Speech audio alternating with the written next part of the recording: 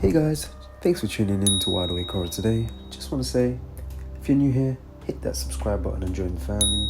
And as always, if you like these stories, you know what to do. Smash that like button and let us know in the comments what you think. And as always, enjoy the stories.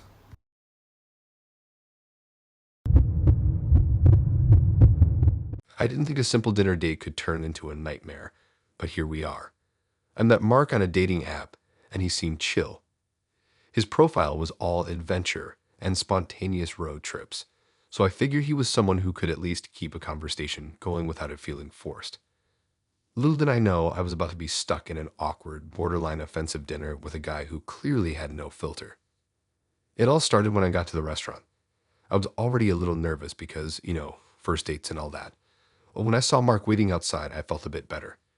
He wasn't super tall, but he had this easygoing vibe about him. At least that's what I thought at first. We hugged, and I tried to be casual about it, like it's no big deal. We ate our way to a booth, ordered some drinks, and then started chatting about the usual stuff. Where we grew up, what we do for work, that kind of thing. The restaurant we were at was a cozy little Italian place, a couple of blocks away from my apartment. It wasn't anything fancy, just the right vibe for a first date. Casual, but still nice enough that we weren't just sitting in some dive bar. Mark seemed fine at first, and I was already thinking this wasn't going to be as awkward as I initially thought.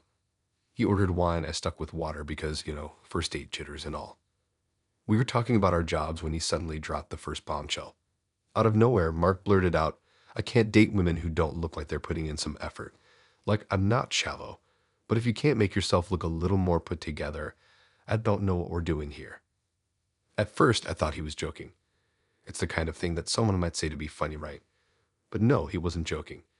His face was totally serious, and he had this look like he was actually trying to deliver some kind of wisdom. I stared at him, not knowing how to respond. I thought he was a guy who valued a deep conversation, not some critique about looks. But instead of being weirded out, I tried to laugh it off. What do you mean by that?" I asked, trying to keep it light. I mean, how hard is it to put on some makeup or, dress a little better? I'm not saying you look bad, but it's just basic self-respect. I blinked at him. Okay, so this was happening. On our first date, this guy was telling me I wasn't doing enough to look good for him. I took a deep breath, trying to stay calm. "I don't really wear makeup all the time, if that's what you mean," I said, hoping he'd drop it. But of course he didn't. He kept going, and the more he talked, the more I started to feel like I was being judged. "Well, yeah, I get that. But I just think if you put in the effort, it shows that you care about yourself. It's like, if you don't care how you look, how are you going to take care of other things in your life?" He looked at me like he was about to drop some life-changing knowledge, and all I could do was sit there and try to understand why he thought this was a good thing to say. At this point, I was getting more uncomfortable by the second. I wasn't even sure how to answer him, because every time I opened my mouth, he would either talk over me or bring the conversation back to my appearance. I mean, sure, I like to look nice on a date, but I also don't think I should have to justify how much I care about my looks to someone I barely know. I tried to keep things cool, but he just wouldn't stop. I just think a girl should put some effort into looking presentable. It's really not that hard. You don't even have to go all out, just a little effort goes a long way. He leaned in like he was giving me a secret tip or something. Honestly, a woman who doesn't care about that stuff, it's a red flag. I couldn't believe what I was hearing. A red flag. For what? Not wearing makeup. I mean, I was just sitting here in a cute dress and some boots. Not like I was wearing a hoodie and sweatpants. But no, apparently that wasn't good enough. I smiled through it, but inside I was starting to feel a little sick. This was so off. Who says stuff like that to someone on a first date?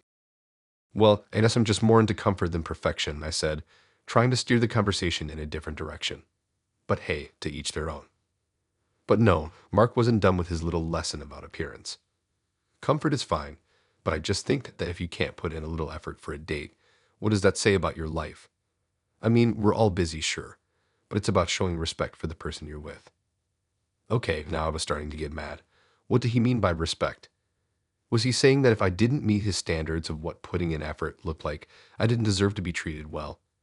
My thoughts were racing, and I couldn't hold it in anymore. I looked at him straight in the eyes and said, "Mark, I think you're missing the point. It's not about how much makeup I wear or how put together I look. is about who I am as a person. If you're only concerned with my appearance, we're clearly not on the same page. He didn't get it.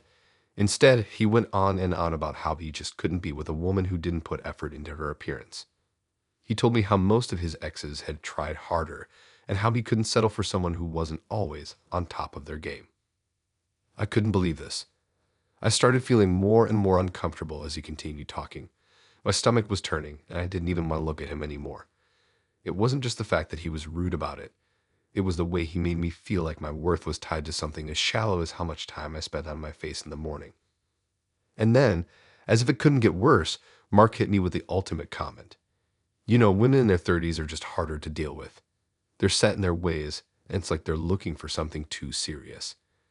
Most of them are just trying to find someone to settle down with, but they don't really know how to have fun anymore. You know what I mean? I froze. I didn't know what to say. I'm 32, and he just straight up insulted my entire age group. He was making sweeping generalizations about women my age like it was some universal truth. I couldn't even breathe for a second. I mean, how could he say that? It felt like he was telling me that I was too old, too boring, and just not what he was looking for. I took a deep breath and decided that enough was enough. I was done. I wasn't going to sit there and let him keep talking down to me. I wasn't going to waste any more of my time on a guy who clearly didn't respect me. I stood up, grabbed my purse, and said, "I'm really sorry, Mark, but this isn't working for me. I think I'm going to head out." Mark looked confused, like he couldn't understand why I was leaving. "Wait, what? We're having a good time, right?" "No, we're not," I said firmly. "And I think you need to rethink how you approach women. This isn't about looks or effort, it's about respect." I didn't give him a chance to say anything else. I walked to the front, paid for my half of the bill because there was no way in hell I was letting him pay after that, and left. I could feel him staring at me as I walked out, but I didn't look back. As I drove home, I felt a huge sense of relief wash over me. What a mess. Honestly, who does that? Who talks about women like that, especially on a first date? I couldn't even wrap my head around it. I was mad at myself for even going out with him, but more than anything, I was just glad to be free of that uncomfortable situation. I blocked him as soon as I got home. No text, no explanation. Just blocked. There was no need to say anything more.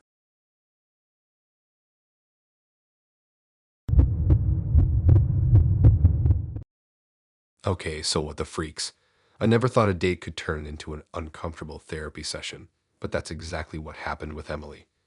We had been talking for a few weeks on a dating app, and she seemed sweet at first, easygoing fun, and we had similar interests. We both liked hiking, the same types of movies, and we laughed over the same jokes. After a few days of texting, we agreed to meet at a quiet bar in the city. I was excited, finally, a real-life date after all that texting. I was hoping for a nice, simple evening where we could get to know each other better. When I saw Emily, she looked just like her photos. A warm smile, glowing skin, and she was wearing a casual yet stylish outfit. She waved as I walked up, and we exchanged a hug. The kind of hug that felt like you'd known someone for a while, not just met them. I liked her energy right away. We started off with small talk. How was my day? The usual pleasantries. She was easy to talk to, and it felt comfortable, like I could relax. We ordered drinks, and that's when the conversation took a weird turn. "So, how's dating been for you? You ever get frustrated with it?" she asked, her eyes sparkling with curiosity. I was a little thrown off guard. Most first dates I'd been on didn't dive into relationship struggles so quickly, but I shrugged it off. "It's been okay. I mean, the usual ups and downs, you know. Dating apps can be a bit overwhelming, but I'm figuring it out. What about you?" She nodded, took a sip of her drink, and then said something that made my stomach tighten. "Well, to be honest, I'm still not over my ex-husband. It's been a few months, but we had a really messy divorce. I can't say I'm fully ready to be in a relationship, but I think dating again will help." At first, I thought she was just opening up. Maybe a little too soon, but okay, people do that. I tried to smile and nod, be understanding. "Yeah, I totally get that. Divorce can be tough. I'm sure it takes a while to heal." She looked relieved, like she was happy I didn't make it awkward. But then she leaned in closer, her tone turning almost dark. I honestly regret not doing more to hurt him during the divorce. I should have sabotaged his job opportunities, made sure he lost everything he had. I feel like I let him off too easy." I froze. My brain struggled to process what she was saying. My instincts told me to run, but I couldn't. She looked at me, waiting for me to respond, but I was speechless. This was not what I expected from a first date, or any date for that matter. I tried to keep my voice steady. Whoa, that's pretty intense. I mean, I understand being angry, but don't you think there's a healthier way to deal with that? Emily's face hardened, her eyes narrowing. Oh, I've tried therapy. Believe me, I've been through it all. But it just eats at me, you know.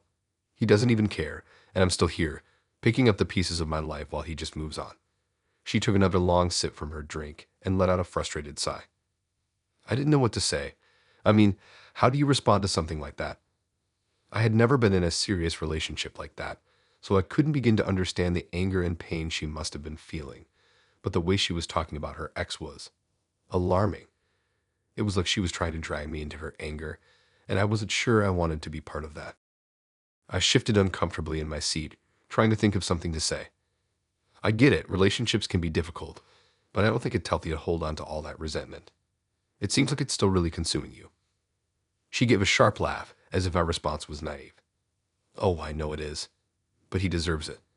And now I'm just stuck dealing with it all while he gets away with everything. Her face was flushed now, her tone growing more bitter with every word. At this point, I was starting to feel trapped. She had taken a simple date and turned it into this heavy emotional dump about her ex. I tried to steer the conversation in a lighter direction, but every time I mentioned something neutral, she would circle back to her ex-husband, her anger, her resentment. The more she talked, the more I felt like I was being pulled into her emotional whirlwind, and the more uncomfortable I got. The conversation dragged on like this for what felt like forever. She went from talking about how she should have made his life miserable to discussing all the ways she felt betrayed. She described his behavior with such bitterness and venom that I couldn't help but feel a little scared. I mean, I had just met this woman, and here she was, telling me that she wished she destroyed her ex. How can I possibly have a conversation with someone who seems so consumed by their past? I tried to excuse myself. Hey, I think I'm going to head out. It's getting pretty late, and I have work early tomorrow. Emily looked at me surprised, like she hadn't even noticed how much time had passed. Oh, okay. Yeah, I guess I've been talking a lot about him, huh? She tried to laugh it off, but the awkwardness in the air was undeniable. I stood up, feeling like I was suffocating in that small space. It's all good, Emily. I think I just need to call it a night. Thanks for the drinks, though. As I walked away, I could feel her eyes on my back, like she was still processing what just happened. I'm not sure if she even realized how overwhelming and inappropriate the conversation had been. She didn't try to stop me, but I felt this unsettling relief as I left the bar. When I got home, I immediately texted my friend, telling her about the date. I was still in shock about what I had just endured. Was I overreacting? I didn't think I was. I had never been so uncomfortable on a date before. I couldn't help but wonder if Emily even knew how intense and hurtful her words were. The next morning, I woke up to a text from her, but I couldn't bring myself to read it. I didn't need to hear more about her ex. I had to block her. I didn't want to be dragged into her unresolved anger, and I knew that wasn't a relationship I could be a part of. That date was a wake-up call for me. Just because someone seems nice on the surface doesn't mean they don't have baggage that could bury you alive. Sometimes the best thing to do is walk away before it becomes a bigger problem.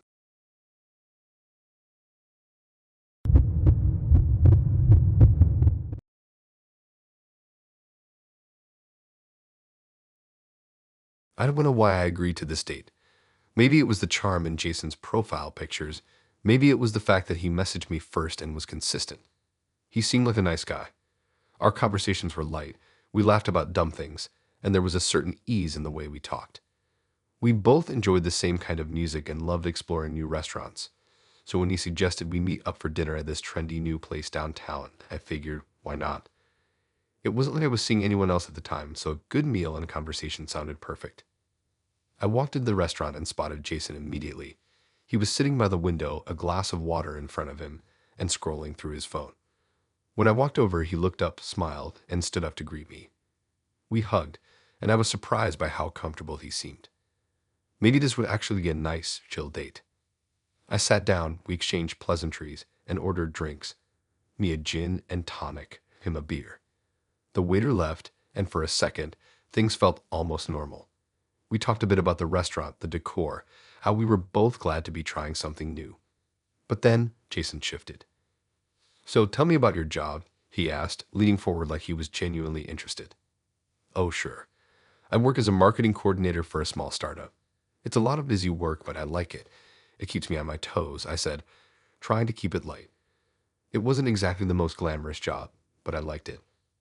He nodded slowly, taking a sip of his beer. Interesting. How much did they pay you, though? I mean, in terms of salary." I blinked, caught off guard. I didn't mind talking about my job, but asking about my salary on a first date, that was a bit much. I wasn't sure if I should laugh or just be blunt about how uncomfortable that question made me feel. "Oh, well, it's enough to live on. But I'd rather not get too into the numbers, especially on a first date," I said, trying to keep the conversation casual. Jason seemed unfazed. "No, I get it. But I think salary is important. You know, you can tell a lot about a person by how much they make. If you can't be open about money, how are we supposed to have a future?" Wait, what? This wasn't just about small talk. Jason was starting to feel like an interrogation, but I wasn't sure how to stop it. I shifted uncomfortably in my chair. "I don't think it's that serious. We just met, right? I don't really think it's something to dive into yet." Jason raised an eyebrow, clearly not picking up on my discomfort. "But if you're not talking about money, how do I know if you're someone who can handle the serious stuff? Relationships are about building a future, and money is a big part of that. You can't avoid it." Okay, this was getting weirder by the second. I wasn't sure where this conversation was going, but it wasn't in a direction I wanted to follow. I tried to steer it back to safer territory. "So, what about you? What do you do? Are you happy with your job?" I asked, hoping he would talk about himself for a bit. Jason didn't even miss a beat. "Well, I work as an investment banker, so, I make pretty good money. A lot more than most people. But I don't want to brag. It's just how I know I've got my life together." Now, I was starting to feel more and more uncomfortable. Not because of his job. Money wasn't a big issue for me, but because Jason was constantly bringing it up. It was like he was measuring everything about me against how much I earned, and that made me feel like I wasn't enough. I decided to ask about his interests to see if I could change the subject. "What do you like to do for fun then? Outside of work?" He leaned back in his chair, almost as if he was giving me a moment to process. "Fun? Well, I guess I like to go out to nice restaurants, buy things I like. I'm really into luxury items, watches, expensive cars, the usual. It's all part of building the kind of life I want." I stared at him, unsure of how to respond. This date was supposed to be a fun chance to get to know someone, not a session of trying to convince me that I needed to meet some high financial standard. It wasn't that I didn't understand the importance of money. It just wasn't the be-all and end-all for me. Jason didn't seem to notice my growing discomfort. "So, tell me," he continued, not even waiting for me to answer, "how much do you spend on clothes every month? Like, do you think it's important to have a good wardrobe? Because, appearance is everything." I took a deep breath, trying to hide my frustration. I was getting a little tired of the financial grilling. I don't really track how much I spend on clothes, to be honest. I buy what I need, what I like, but I wouldn't say it's an obsession or anything. Jason's face darkened, his expression suddenly serious. That's what I'm talking about. If you're not careful with your money, how can I trust you with anything else? Everything you do, how you live, how you spend, is part of who you are, right?" I felt a little like a deer in headlights at this point. Was this a date or an evaluation? He was treating this whole conversation like he was deciding if I was worthy of something, and frankly, I didn't like it one bit. I tried to laugh, but it came out sounding forced. "I think relationships are about more than just money. There's more to someone than what they earn or what they buy, don't you think?" Jason seemed taken aback by my response, almost like he hadn't expected me to say that.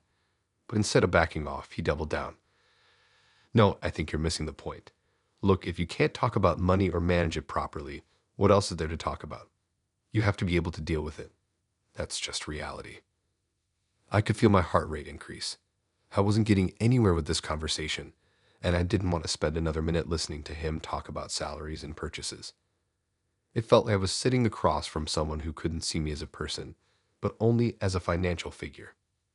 Finally, after what felt like forever, the food arrived, and Jason didn't seem interested in eating, instead continuing to ask about my salary, my debt, how much I spent on groceries, and if I had any money goals.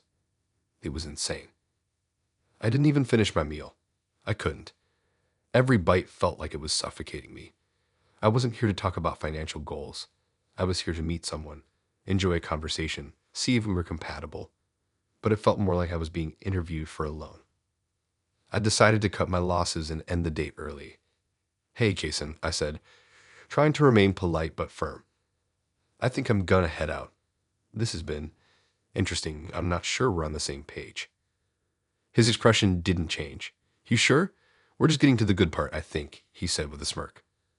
But I was done. I paid for my half of the bill, even though he insisted on covering it. I wasn't about to let him think he could control the situation just because he was financially superior. I grabbed my jacket and left, my heart still pounding in my chest. I didn't look back. When I got home, I blocked Jason's number. I didn't need another conversation like that. Money was important to me too, but I didn't want to be in a relationship where everything about me was reduced to how much I made. I wanted someone who valued me for who I was, not just for my paycheck. Hey guys, really sorry to disturb you, but if you're enjoying the stories up until this point, please smash that like button. That's all I'm asking for you guys. Let's break some records this year. Now back to the stories. I had been on a lot of first dates before, but none of them had prepared me for what happened with Laura. We met through a mutual friend, and when I looked her up on social media, she seemed pretty fun, outdoorsy, always doing something adventurous. Her bio was full of positive quotes, and she got a picture with her dog, which I thought was cute. I was into that vibe. After chatting for a couple of days, we decided to go to the movies. I thought it would be low-key and easy, a simple date where we could talk a bit before the film started and maybe grab dinner afterward. I showed up at the theater first, just a little early to grab popcorn and get comfortable. When Laura arrived, she looked like her pictures, bright-eyed, wearing a casual sweater and jeans, her hair in a messy bun. She gave me a big smile when she saw me, and I waved, feeling a little excited. We hugged, and for a moment, it felt like we were picking up right where our messages had left off. The date started like any other. We chatted about the movie, our favorite genres, how crowded the theater was, and how it felt like the entire city was at that one showing. I was still feeling good, but little did I know, things were about to take a turn I wasn't ready for. About halfway through the film, I noticed Laura wasn't watching the screen. She was staring at her lap, her hands fidgeting in her lap, and her shoulders seemed tense. I looked over at her, wondering if she was just distracted by something, but she wasn't even looking at the movie. "Everything okay?" I whispered, trying not to interrupt the film too much. Laura looked up at me, blinking a few times, as if she was snapping out of a trance. "Yeah, I'm fine. Just thinking." I nodded, not wanting to press too much, but I could tell something was off. She seemed distracted, distant, and a little down. I decided to let her be for a bit, thinking maybe it was just one of those moments. But then, a few minutes later, she started crying. Not just like a tear or two. I mean full-on, silent, uncontrollable tears rolling down her face. I felt my heart drop. I had no idea what was happening. I didn't want to make a scene, but I couldn't just sit there, so I leaned closer to her. "Hey, are you sure you're okay?" I asked softly, putting a hand on her arm. You're really upset."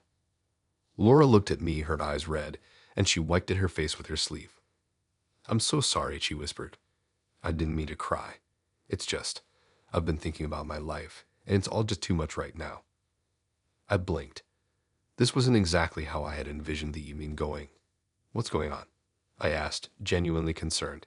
I had no idea how to navigate this, but I couldn't just ignore it. She sniffled, her voice shaky as she spoke. "I feel like I've wasted so many years of my life. I should have done more with my time. I should have had a career, done something meaningful. I don't even know where I'm going anymore." I was stunned, not because I didn't feel for her. I could understand the frustration of not living up to expectations, but this wasn't the time or place to be having such an intense conversation. We were in a movie theater, for crying out loud. I tried to comfort her as best as I could. "Look, it's okay to feel uncertain. Everyone does at some point, but that doesn't mean your life's a waste. You can always make changes. You're not stuck." But Laura didn't seem to hear me. She shook her head, her voice cracking as she continued. "I should have had everything figured out by now. I've made so many mistakes, and it's like I just keep screwing everything up. I'm almost 30, and I feel like I have nothing to show for it. No career, no big accomplishments, just a bunch of things I regret. I wasted my 20s on nothing." I didn't know what to say. I mean, how do you respond to that? The movie was still playing in the background, but it felt like I was in some weird alternate reality where I was suddenly expected to be her therapist. I wasn't equipped for this. I could feel my discomfort growing as she poured out more of her thoughts. I regret so much, she continued, barely able to control her sobs. I regret not being more ambitious, not going after what I wanted. Now I'm just lost. I don't know what to do anymore. I was at a complete loss for words. Here I was trying to enjoy a movie, and instead I was stuck in the middle of a deeply personal meltdown that I wasn't prepared for. I wasn't sure how to help her, or if I even could. I had no experience with deep emotional breakdowns like this, and I certainly wasn't expecting it on a first date. I gently pulled back, hoping to give her some space, but she reached out and grabbed my hand, her grip tight and desperate. I don't even know who I am anymore, she whispered, tears streaming down her face. Everything just feels like it's falling apart.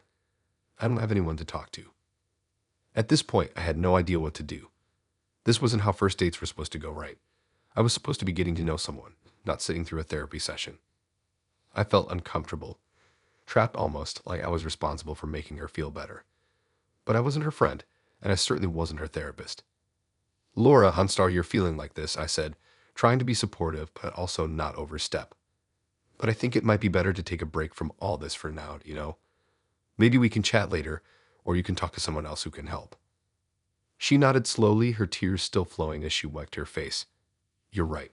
I'm sorry. I didn't mean to unload all of this on you. It's just, sometimes it feels like no one understands. I didn't know what to say. It's okay, I said, though I didn't really believe it was. We sat in silence for the rest of the movie. Laura wasn't crying as much anymore, but she was still upset. The movie finished, but I didn't feel like watching it. I felt more like I had just lived through a personal therapy session for someone I barely knew. As the movie ended, I could feel the tension in the air. We stood up, and I was at a complete loss for what to do. Should I offer to walk her to her car? Should I try to comfort her again? I had no idea. In the end, we said our awkward goodbyes, and I walked away from the theater feeling like the whole thing had been a disaster. I wasn't mad at Laura. I just didn't know how to deal with someone's emotional baggage when I wasn't prepared for it.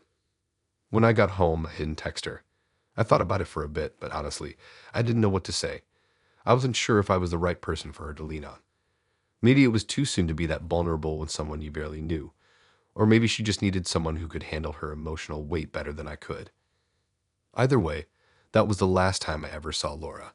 I don't think I'll ever forget the first date that turned into a therapy session. I just wasn't equipped for it, and honestly, it felt like I had to carry the burden of her sadness without even knowing what to do with it.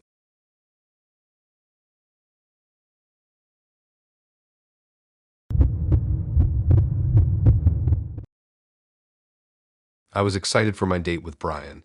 We had been texting for a couple of weeks, and every message seemed to flow easily. He was charming, funny, and had that laid-back vibe that I liked. He liked to joke around, and from what I could tell, he was easygoing and had a good sense of humor. We talked about meeting for dinner a few times, but the timing never worked out. Finally, on a Saturday night, we set a plan in motion.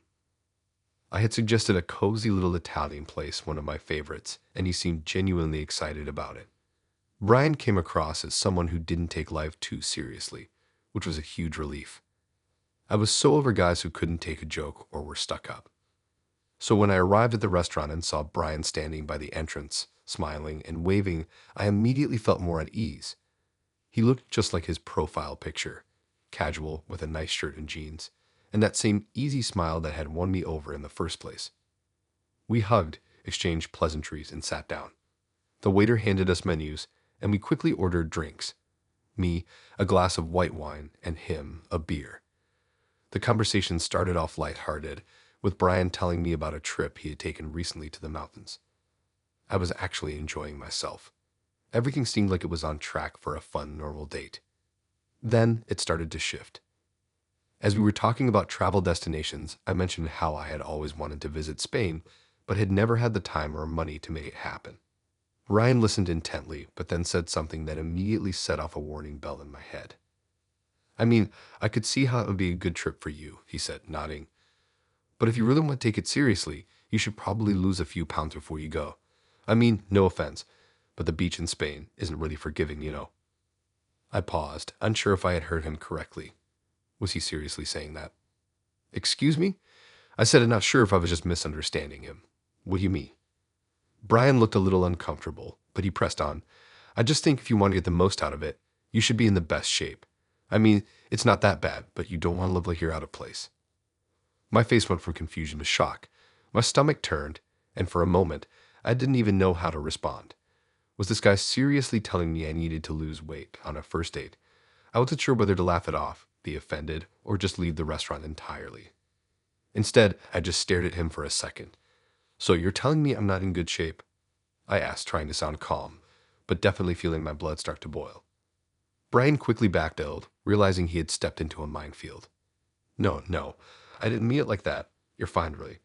I just think if you're going to Spain and wearing swimsuits, you'll feel a lot better if you're in better shape, you know. It's not about being perfect. It's just about feeling good about yourself. I was speechless. I didn't even know what to say. Sure, I'm aware of body image issues, but I didn't expect someone on a first date to casually throw out a comment like that. It felt like he was evaluating me, not based on who I was as a person, but on how much I fit into his standards of what I should look like. I tried to compose myself. Well, I'm happy with how I look. I'm not trying to impress anyone by looking a certain way. Brian didn't seem to get it. He kept going, yeah, I get that, but I think it's just about being your best self, you know. I've been working out more lately, trying to get in better shape, and I feel so much better. You should give it a try. It's not about anyone else. It's about you. I had heard enough. It felt like he was trying to fix something that wasn't broken, and I was starting to feel extremely uncomfortable. Brian, I don't really appreciate how you're talking about my body. I didn't ask for your opinion on my weight or what I should look like, I said, my voice steady but firm. I wasn't going to let him get away with this. Brian's face shifted, realizing the tone had changed drastically. Look, I didn't mean to offend you. I just thought it'd be helpful. I know how important it is to feel good about yourself, and I thought I could help. At this point, I couldn't believe how out of touch he was. How could he think telling me to lose weight was helping? It wasn't just the comment about Spain. It was the fact that he thought he had the right to tell me how I should feel about myself. I wasn't some project that needed fixing. I took a deep breath and said, I don't think you understand. I'm not interested in being fixed, especially by someone I just met. I'm here for a date, not a fitness evaluation. Brian seemed to finally get it. I'm sorry, I really didn't mean to cross any lines.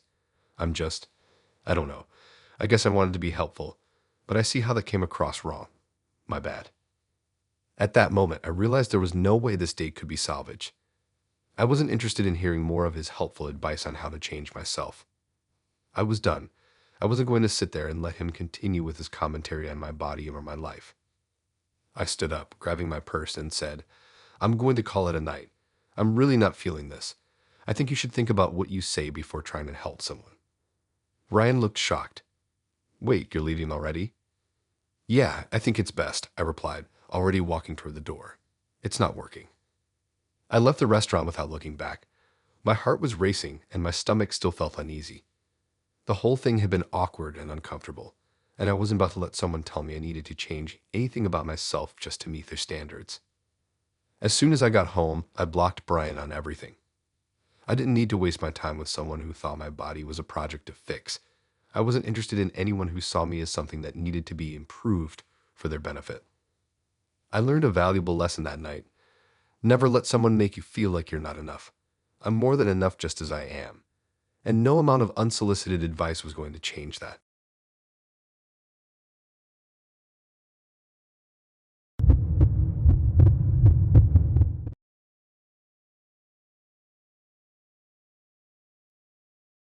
I have no idea what I was expecting from the date with Clara, but it sure wasn't what happened. We met on a dating app, and everything seemed to be going smoothly. Clara's profile was upbeat and full of adventure. Lots of outdoor activities, a dog in her pictures, and a big emphasis on looking for something real. I'm not exactly looking for anything casual, so we seemed to be on the same page. She was cute, had a great smile, and was clearly someone who liked to keep things interesting. We chatted for a while before deciding to meet at a coffee shop. It sounded like a low-key first date, easy to get to know each other without the pressure of a fancy dinner or movie. Plus, I was a fan of coffee. It didn't hurt that Clara was too. I showed up early as usual, grabbed a seat by the window, and ordered my usual iced latte. The coffee shop was quiet, a perfect spot to talk without distractions.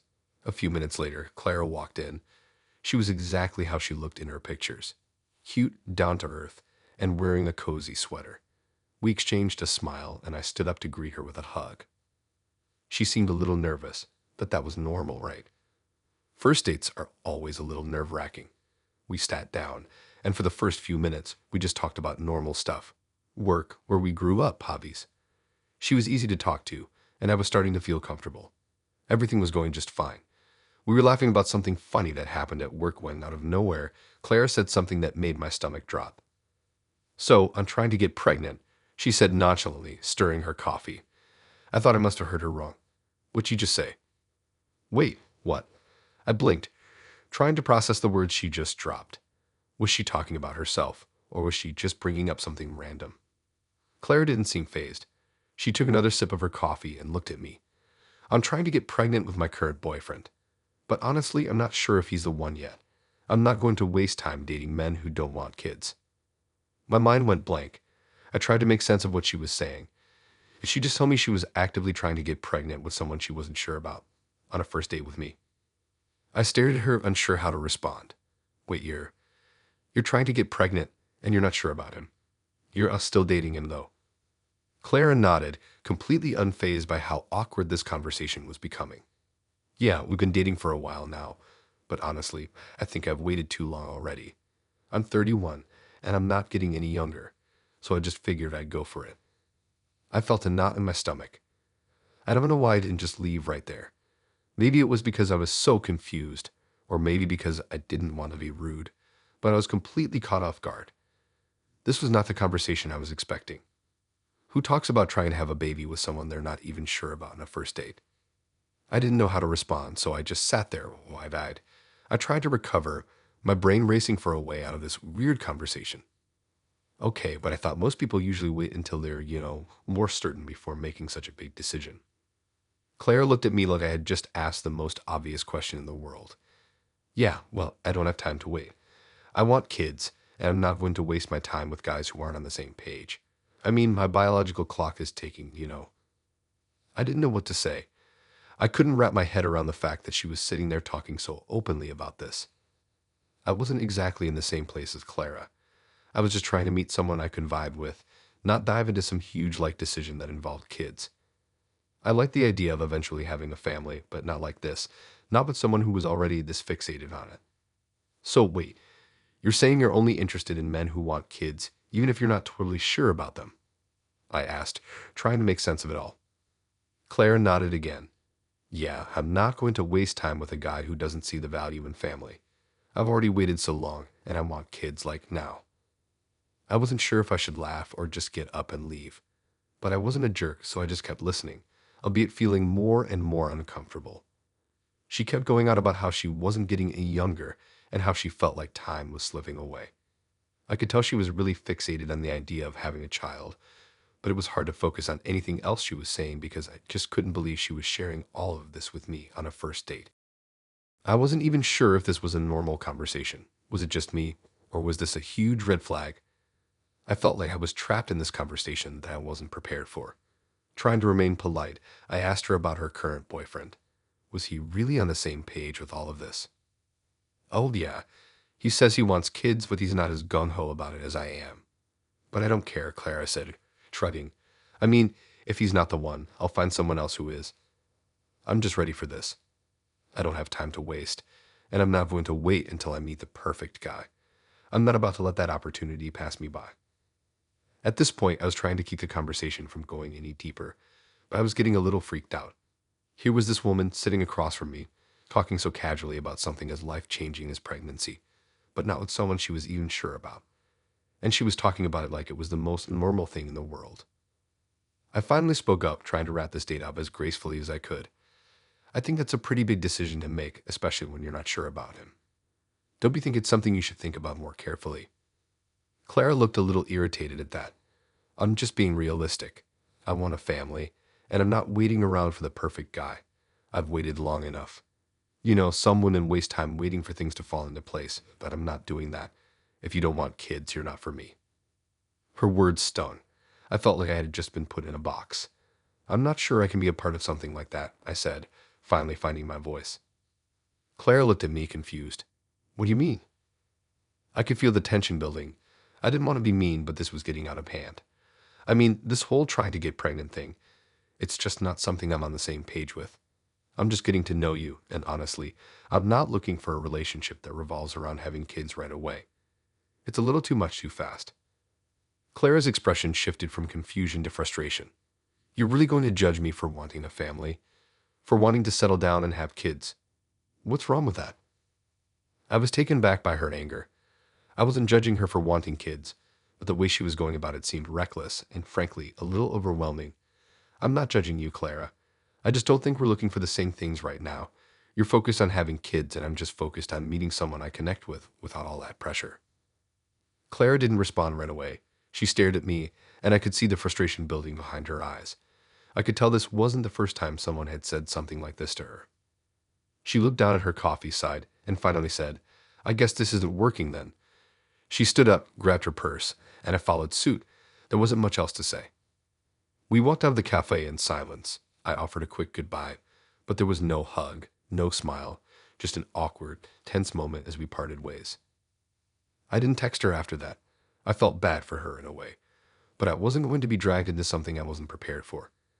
I didn't need someone putting so much pressure on me, especially after one date. As I drove home, I couldn't help but think about how quickly things had escalated with Clara. The whole experience felt like I had just been blindsided with a serious life decision that I didn't even get a say in. I wasn't ready for any of it, and I had to wonder if she was ever going to be ready for anything other than the plan she had already set in her mind.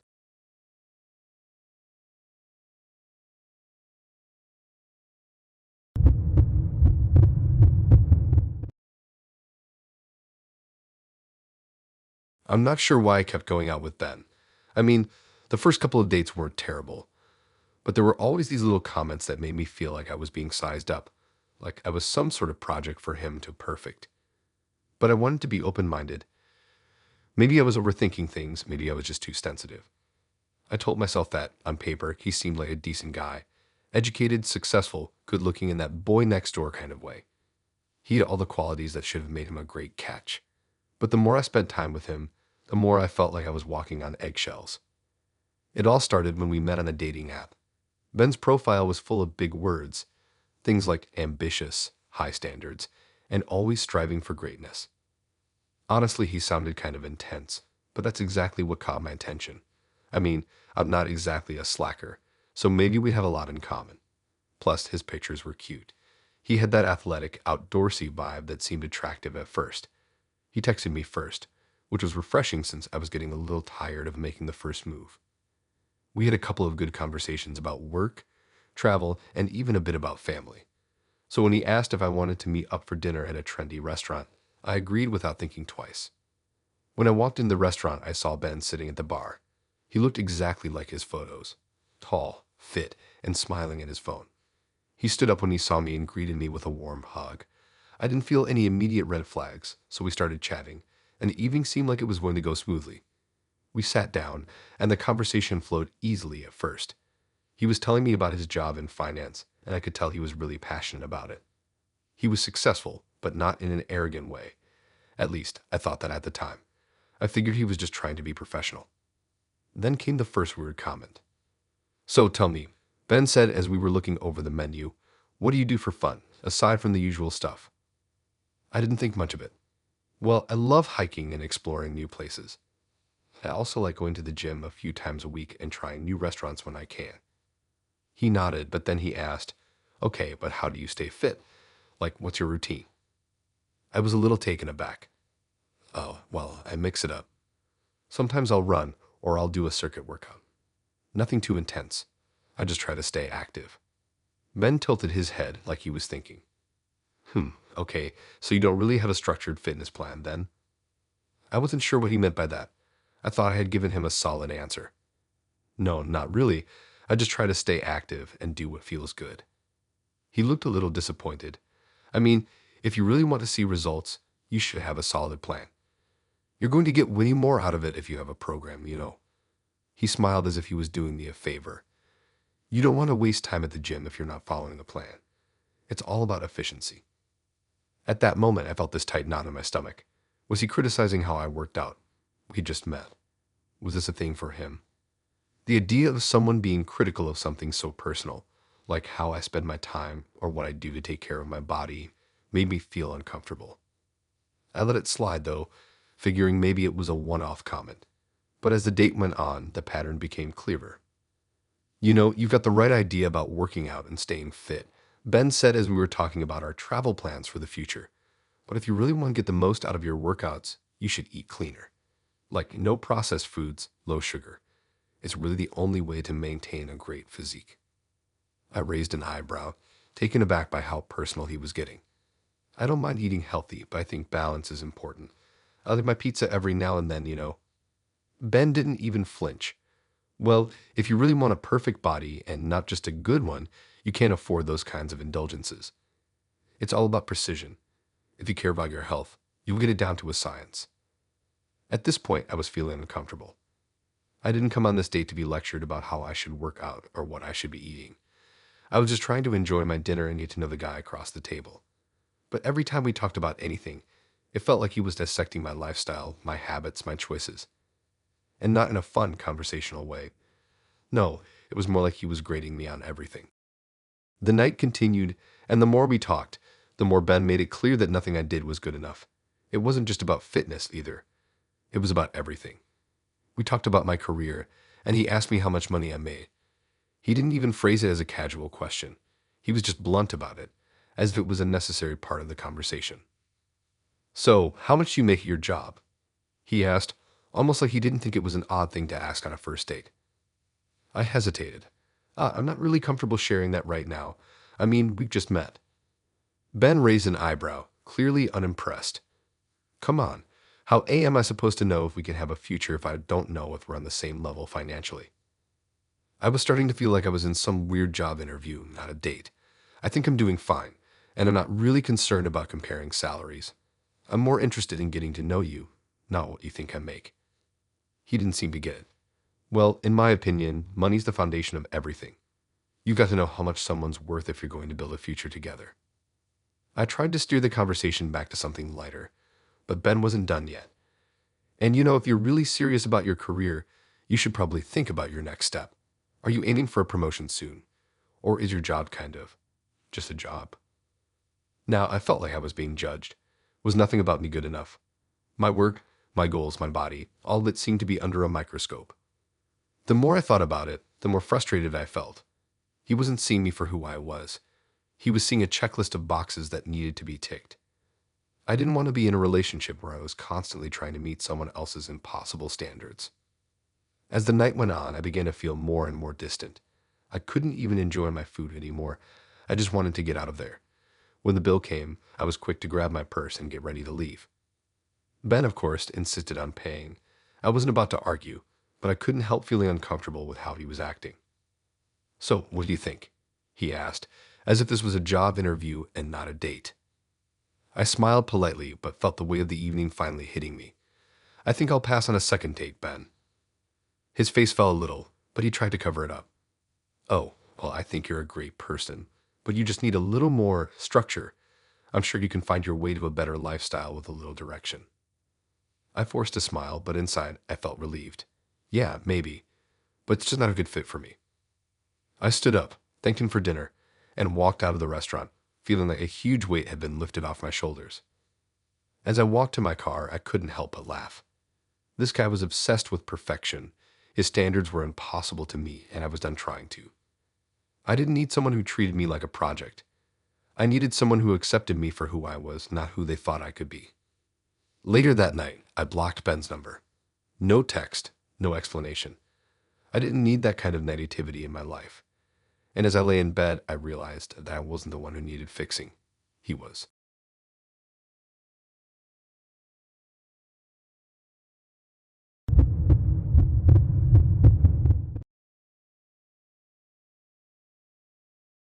I'd like to say I'm open-minded about dating. I really would. I think it's important to give everyone a chance, and I've always prided myself on being non-judgmental. But when I met Greg, I have to admit. I didn't expect the conversation to go the way it did. We met on a dating app where Greg's profile made him seem fun, adventurous, and easygoing. His pictures were a mix of outdoor adventures, hiking trips, and casual shots with friends. He was around my age, maybe a few years older, but nothing that would make me think there was any significant gap between us. His messages were lighthearted and funny, and we had a lot in common. We both liked hiking, music, and trying new restaurants. After a few weeks of texting, we decided to meet up at a local bar, a place that I had been to a few times with friends. When Greg walked in, I immediately noticed that he looked a bit older than his photos. It wasn't anything dramatic, just a few more gray hairs, a bit of age around the eyes, but nothing that would make me second-guess meeting him. He smiled when he saw me, and we exchanged a quick hug. I didn't think much of it at first, and we quickly got into talking about our usual first date topics: work, life, hobbies, and so on. We sat down at the bar, ordered our drinks, and started chatting. Everything seemed fine at first. I was enjoying our conversation, and Greg seemed nice, definitely easy to talk to. But then, as the evening went on, I started to notice something that made me uncomfortable. "So, tell me about your dating history," Greg said, his tone casual but probing. I thought it was an odd question to ask so early, but I decided to roll with it. "Well, I've had a couple of serious relationships, but nothing too crazy. Mostly just figuring things out and enjoying life," I answered, keeping it simple. Greg nodded like he was taking mental notes. "Yeah, I get that. I've been married before," he said, his voice shifting slightly. "I was married for about 10 years, but I've been divorced for a couple of years now. I learned a lot from it, though." I wasn't sure what to make of this sudden reveal. He didn't seem too broken up about it, but the mention of his marriage made me think. I didn't want to dig too deep into that right away, though, so I just nodded and gave him a simple, "I can understand that. Relationships can teach you a lot." Greg smiled. "Yeah, they do. But I've learned that a lot of the problems I had in my marriage were because I was with someone who didn't understand me. I need someone who's more on my level. At this point, I wasn't sure what he meant, but I didn't say anything. I just sipped my drink and let the conversation go on. But then things took a weird turn. Greg started talking more about relationships, his past relationships specifically, and how hard it was for him to find someone who fit with him. But then, after a moment of awkward silence, he dropped a bomb. "I mean, you're great and all, but I don't know if you're quite there yet," Greg said, looking at me seriously. I blinked. "What do you mean by that?" Greg leaned forward, his expression serious. "You're younger. You're still figuring out what you want in life, and I just don't think you're at the point where you're ready for someone like me." I didn't even know how to respond to that. Was he saying I wasn't mature enough for him? Or was he trying to imply something else? "What do you mean, someone like you?" I asked, my voice almost sounding like I was trying to hold back the frustration building inside me. Greg smiled in a way that made me feel even more uncomfortable. "Well, I've been through a lot. I've lived more life. I've had a career, gotten married, had a family. I'm at a point where I'm looking for something serious, and I need someone who can keep up. You're just not quite there yet." I had to stop myself from laughing. It was like he had just put me in a box and decided I wasn't enough. I was in my late 20s, and while I didn't have a family or an ex-husband, I was hardly a child. I had been through enough in my own life to know that age wasn't what determined maturity. It was about life experiences, and he didn't seem to understand that. I paused, trying to collect my thoughts. "Gray, I'm not sure what you mean by keeping up. I'm a fully grown adult, and I'm not here to be lectured about my level in life." Greg looked at me with a slight grin, like he was amused by my reaction. "No, I'm not saying you're immature or anything. It's just that I've been around longer, and I'm looking for someone who's ready for the things I'm ready for. Someone who knows exactly what they want out of life. I don't have time for anything less." It was like a light bulb went off in my head. I was sitting across from someone who thought that, just because he was a little older, he had some divine understanding of what life was supposed to be like. He was a man in his early 40s, with a failed marriage under his belt, and he was trying to lecture me about where I was in life. This wasn't the conversation I signed up for. I could feel myself getting more and more uncomfortable. "Greg, I don't think age is the issue here. I think it's about compatibility. I'm not looking for someone who judges me based on how many years I've been alive or what I've done. We're all at different points in life, and that's okay." Greg's face tightened, and I could tell he wasn't used to being challenged. "Well, you're not going to find someone like me if you don't understand that. I need a woman who's seen things, been through things, and is ready for a serious future. Not someone who's still figuring it all out. I could feel my patience slipping away. This guy wasn't just being ageist. He was being arrogant. He was trying to tell me that my life, my experiences, weren't enough to meet his standards. I wasn't a project he could mold into whatever version of the woman he thought was ideal. I had my own life, and I was perfectly happy with where I was. I stood up, gathering my things. You know what, Greg? I think we're looking for different things. I'm not interested in being told what I need to do to level up for someone else. Greg looked at me, almost surprised. Wait, what? You're leaving? Yeah, I don't think this is going anywhere. I don't need someone to talk down to me about my life choices, I said, my voice firm. I wasn't about to sit through another second of his condescending attitude. He tried to get up and stop me. Wait, don't go. I'm just saying you're not there yet, but you could be. We can make this work, you know. I shook my head. No, Greg, I'm not interested. I'm done. I walked out of the restaurant without looking back. I could feel him watching me as I left, but I didn't care. This wasn't a date, it was a performance. He wanted someone who would meet his standards, and I wasn't going to change myself to fit that mold.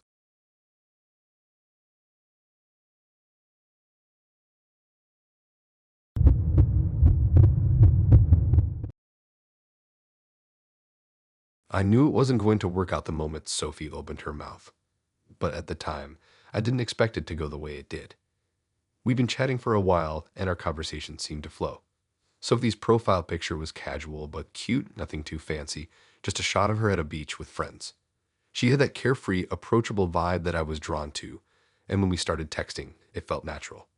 She was funny, smart, and had this strong opinion on a lot of things, which I appreciated. We agreed to meet up at a local restaurant for dinner. Nothing too fancy, just a chill spot I loved going to. I figured it would be a good way to get to know each other better. I showed up first, which wasn't unusual. I grabbed the table by the window and waited for Sophie to arrive. She wasn't late, and when she walked in, I immediately recognized her from her picture. She had the same warm smile that came through in her photos, and I felt myself relax a little. We greeted each other, shared a hug, and sat down. The evening started off fine. We ordered drinks, and I was surprised at how easy it was to talk to her. We exchanged small talk about the city, favorite foods, and then we delved into a little more personal stuff, our work, hobbies, family. I wasn't expecting the conversation to get too deep on the first date, but we were vibing. It was light, but not shallow. Then, after about half an hour, she hit me with a question that caught me completely off guard. So, what's your take on women staying at home versus working? She asked, looking at me seriously. I paused, trying to figure out if she was joking. What do you mean exactly? I asked, a little unsure how to approach it. She didn't hesitate. I mean, do you think women should stay home and raise kids, or is it more important for them to work and have careers? I know some people say they want a career, but I think raising kids and keeping the home is just as important. I was a bit taken aback. I mean, it was a serious question, but it felt kind of intense for a first date. But then again, we've been talking for a while, so maybe it was just her way of seeing where I stood on something important to her. Still, I wasn't sure I was ready to have this conversation just yet. I thought for a second before answering. Well, I think it's really up to the individual. Some people are happy staying home, and some people find fulfillment in their careers. It's all about what works for you as a couple, and what makes you happy. There's no one-size-fits-all answer, you know. Sophie smiled a little, but she didn't seem satisfied with my answer. Yeah, I guess. But don't you think that deep down, women who stay at home are doing more valuable work? I mean, think about it, raising kids, managing the house, all of that. It's a lot of responsibility, and I think society's forgotten how important it is. Everyone's so obsessed with having a career that they forget what truly matters. I felt the heat rise in my face. This was definitely not what I was expecting from a first date. I wasn't opposed to having a discussion about this topic, but the way Sophie was framing it made me feel uncomfortable. It was as if she was already telling me how things should be. I mean, raising kids is important, sure, I said, trying to keep my tone neutral. But I think there's room for both, depending on what the family decides. I don't think having a career or staying home makes one person more valuable than the other. It's all about balance and what works for the situation. She shook her head. But you don't understand. You're a guy. You don't get it. You don't have to worry about that. Women have been told for too long that they need to have careers, that they need to prove themselves in the workplace. But really, the most important job is being a mother and a wife. If a woman stays home and takes care of her family, she's doing something that's worth way more than any job. I felt my chest tighten. She was getting more passionate about the subject, and it was starting to feel like she was lecturing me. I had no problem with her opinion, but the way she was saying it felt more like she was imposing her views than having a real conversation. I see what you mean, but don't you think it's a bit limiting to assume that every woman is just supposed to stay at home? I think people should have the freedom to choose what they want to do based on their passions, not because society tells them they should. And honestly, I don't think anyone should be shamed for wanting a career or wanting to raise a family. Both are equally important, I said, trying to make it clear that I wasn't judging anyone for their choices. Sophie's smile faded slightly.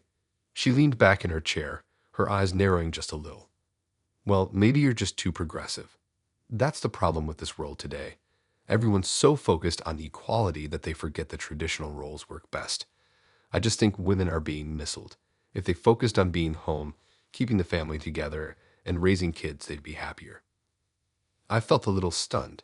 I wasn't expecting such a strong reaction, especially not on a first date. I thought we were on the same page, but now I felt like we were worlds apart. So you're saying that women who want to work aren't doing what's best for themselves or their families? I asked, trying to understand her point of view.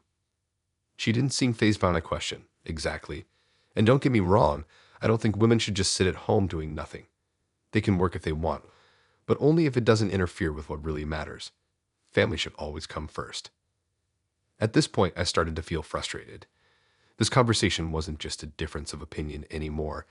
It felt like she was dismissing anyone who didn't share her views as wrong. And honestly, I wasn't sure I could continue a date with someone who had such rigid ideas about gender roles.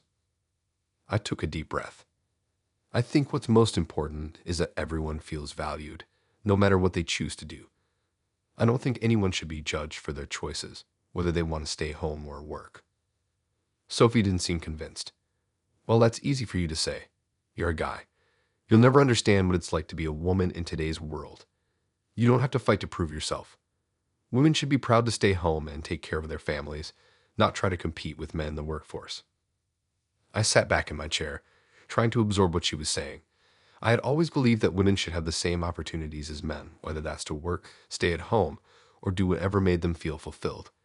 But it felt like Sophie was creating a world where only one path was acceptable, and it was becoming clear that this wasn't going to work between us. I wanted to say more, but I was starting to feel like this conversation was going in circles. I wasn't going to change her mind, and I certainly didn't want to argue about it anymore. So I decided it was time to wrap things up. I don't think this is working for me, Sophie. I'm all for having a conversation, but I don't think we're on the same page about what's important, I said, standing up from the table. Sophie's face hardened. Wait, are you leaving already? I nodded, grabbing my jacket. Yeah, I think it's best. We're just too different on this, and I don't think I can agree with your views. Thanks for dinner, though. I didn't wait for her to respond. I left the restaurant, the weight of the conversation still hanging in the air. As I walked to my car, I felt a strange sense of relief. It wasn't that I didn't respect her opinions, but I wasn't willing to compromise on my beliefs just to make things work with someone. I wasn't about to sit through a date where I was constantly being told what was right or wrong. Life's too short for that kind of energy. I blocked her number that night. I didn't even hesitate. This wasn't a case of differing opinions. It was about someone trying to force me into their worldview, and that was something I wasn't going to put up with.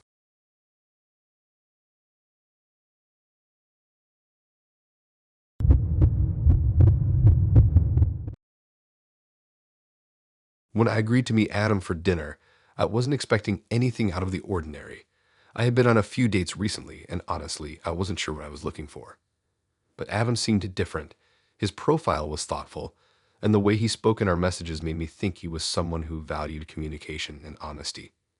We had been texting for a couple of weeks, and there was a nice back and forth between us. He was charming and funny, and we both shared a love for food. So when he suggested we go to a fancy restaurant downtown, I figured, why not? When I arrived, I saw him immediately. He was sitting at a table by the window, looking out over the street. He was dressed well, in a button-up shirt and dark jeans, and when he saw me, he smiled and waved me over. I felt a little nervous, but also excited.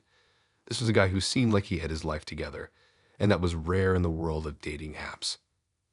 I sat down and we exchanged pleasantries, starting with the usual, how was your day? What do you do for work? All that. The waiter came by and we ordered drinks, and I was starting to feel comfortable. The conversation flowed, and I thought this could be a really nice night. But then, somewhere between the appetizers and the main course, things took a weird turn. So, I have to be upfront with you, Adam said, leaning a little, his voice a bit quieter than usual. I'm not looking for a monogamous relationship. I paused, my fork halfway to my mouth. I wasn't sure if I had heard him correctly. Wait, what? I'd asked, blinking at him. What do you mean? Adam smiled, like he was trying to be reassuring, but there was an intensity in his eyes. I'm in an open relationship, he said casually, as if this was something everyone did.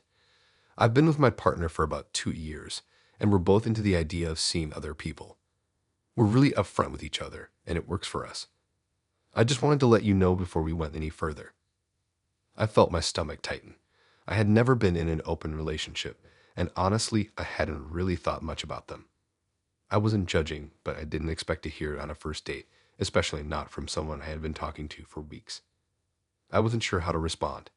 Was he telling me he was seeing someone else while he was talking to me? Was he asking me to be part of that? Wait, so you're dating someone else right now? I asked, my voice hesitant, trying to piece it together. Adam nodded. Yeah, my partner and I are both seeing other people. It's kind of how we've built our relationship. We're not exclusive, but we're committed to each other emotionally. We're just open to having connections with others, you know. I think it makes our bond stronger in a way. I stared at him, trying to process this. It was a lot to take in. I had heard of open relationships, sure, but I had never been in one, and I didn't know how I felt about them. I liked Adam, or at least I thought I did, but I wasn't sure if I could deal with being in a situation like that. I wasn't someone who was comfortable with sharing a partner, emotionally or physically, and the idea of being one of many people in someone's life felt unsettling. Okay, but are you looking for something more with me? I asked, trying to figure out his intentions. Adam smiled, but it wasn't the same warm smile I had seen earlier. It was more calculating, as if he was trying to read my reaction. I mean, I'm always open to seeing where things go, but I just wanted to be clear with you. I'm not looking for exclusivity. If we end up getting along, we can keep hanging out, but I'm not the type to be tied down. I don't think I would be happy in a traditional monogamous relationship. I sat there in silence, trying to digest what he had just said. I liked him, but I couldn't ignore the nagging feeling in the back of my mind. Was he just seeing me as a potential fling? Was he only in this to see if I'd go along with his open relationship? I wasn't sure what I wanted, but I knew I wasn't interested in being part of a dynamic where I felt like I was competing for attention or affection. I don't know, I said after a long pause, trying to find the right words. I appreciate your honesty, but I'm not sure if I'm comfortable with that. I've never been in an open relationship before, and I don't think it's something I want to try right now. I don't think I could handle the idea of sharing a partner with someone else. Adam didn't seem upset, but he looked disappointed. I get it, he said, leaning back in his chair. It's not for everyone. I'm just looking for someone who can respect the way I approach relationships. I don't want to pressure you into anything you're not comfortable with. I appreciated that he wasn't pushing, but I still felt a little awkward. We sat in silence for a few moments, neither of us knowing what to say next. I didn't want to just walk away, but I also didn't feel right about staying. The conversation had taken such a sharp turn, and I wasn't sure how to get back to the normal flow. So, what's your partner think about you dating other people? I asked, trying to get a better sense of how this all worked. Adam leaned forward, his voice quieter now. My partner knows about everything. We have clear boundaries and open communication. We don't hide anything from each other. It's about trust and honesty. It's just how we decided to navigate our relationship. And honestly, it's been great for both of us. I think it makes us appreciate each other more. I nodded slowly, still processing the situation. I can see how that would work for some people, but I'm just not sure it's for me. I guess I'm more traditional when it comes to relationships. Adam smiled faintly, like he understood. Yeah, I get that. It's not for everyone. I just think it's important to be upfront about it early on so we're both on the same page. At that point, I knew the date was winding down, but I still didn't feel quite right about it. We finished our dinner in a quiet, somewhat uncomfortable silence. I tried to keep the conversation light, but the weight of the earlier discussion lingered in the air. When the check came, I paid my part quickly and got up from the table. Thanks for dinner, Adam, I said, offering a polite but not too enthusiastic smile. "It was nice meeting you, but I think I'm going to call it a night." Adam looked at me with a faint smile, almost like he was relieved. "I understand. I hope you find what you're looking for. Take care." We exchanged an awkward hug, and I walked out of the restaurant, feeling both confused and a little uneasy. As I drove home, I replayed the conversation in my mind. The whole night had been a complete roller coaster, and I couldn't shake the feeling that I was being pushed into something I wasn't comfortable with. I knew open relationships worked for some people, but they just weren't for me. I wasn't interested in being someone's extra, no matter how nice or charming they were. That night, I blocked Adam's number. It wasn't because he was a bad guy. He wasn't, but I just knew we weren't on the same page. I wasn't going to compromise my values for a relationship that didn't align with what I wanted. I realized that sometimes, even when someone seems perfect on paper, you still have to trust your instincts. And my instinct was telling me that this wasn't it.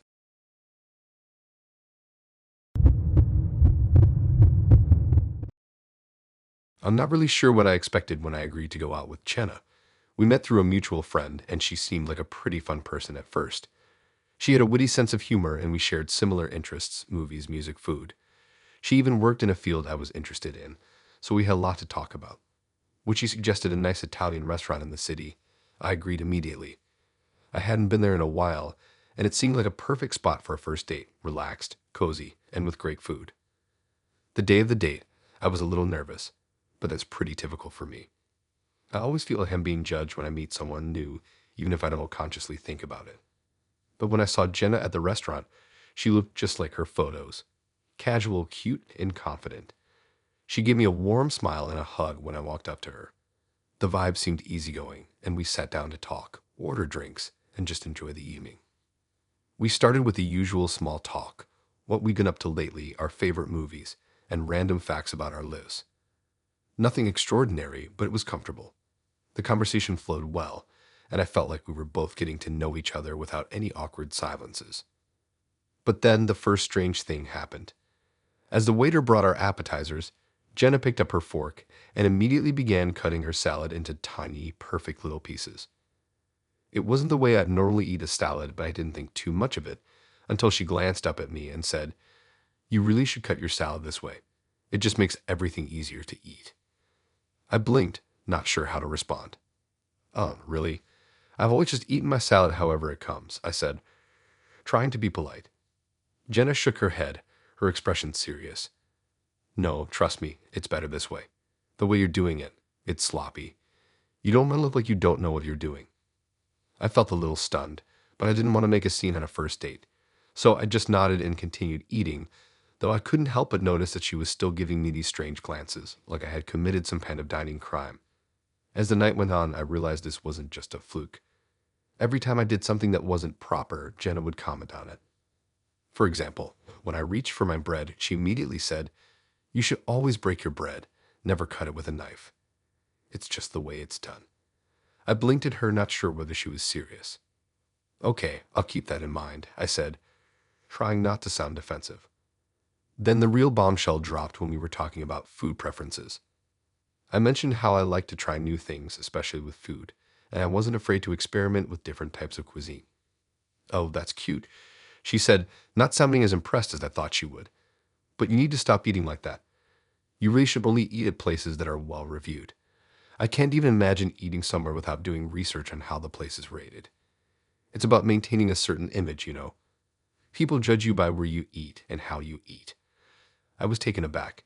"I don't really think I need to worry about what other people think of me, Jenna," I said, trying to keep the tone light. "I just like good food, no matter where it's from." She didn't let up. "But it's important, don't you get it? You need to maintain a standard or people will start to think you're low class. You have to keep up with the right trends. Everything has to be perfect." Now, I was starting to feel a little uncomfortable. This wasn't just a quirky thing she was saying. This was the start of some really weird, high-maintenance behavior. As the evening went on, I started to feel more and more like I was being evaluated, and not in a way that felt normal. As we moved on to the main course, Jenna took a bite of her food and then stopped mid-chew. She looked at me, eyes wide. "You're really supposed to chew with your mouth closed. It's kind of a big deal. I can't believe you didn't know that." I felt my face heat up. I'm sorry, I didn't realize that was such a big deal, I said, feeling embarrassed. I'd always been taught not to chew loudly, but I didn't think I needed to micromanage every little thing about my eating habits. Jenna's face was serious now. It's not just a little thing. It's how people judge you. The way you eat says a lot about your upbringing and your manners. If you don't have proper manners to go in and turn people off. At this point, I felt like I was in some kind of bizarre etiquette class, not a date. But I didn't want to be rude, so I just kept nodding along. In my head, I was mentally checking out of the conversation. Every little thing I did seemed to be under her scrutiny, and it was exhausting. When we finished dinner, I was relieved that the evening was almost over. I had hoped it was just a weird phase, but as we walked to the door, Jenna stopped in front of the mirror near the exit. She straightened her clothes, smoothed down her hair, and then turned to me, fixing me with a serious look. You know, you really should pay more attention to how you present yourself, she said. It's about making an impression. People don't respect you if you don't dress a certain way, act a certain way.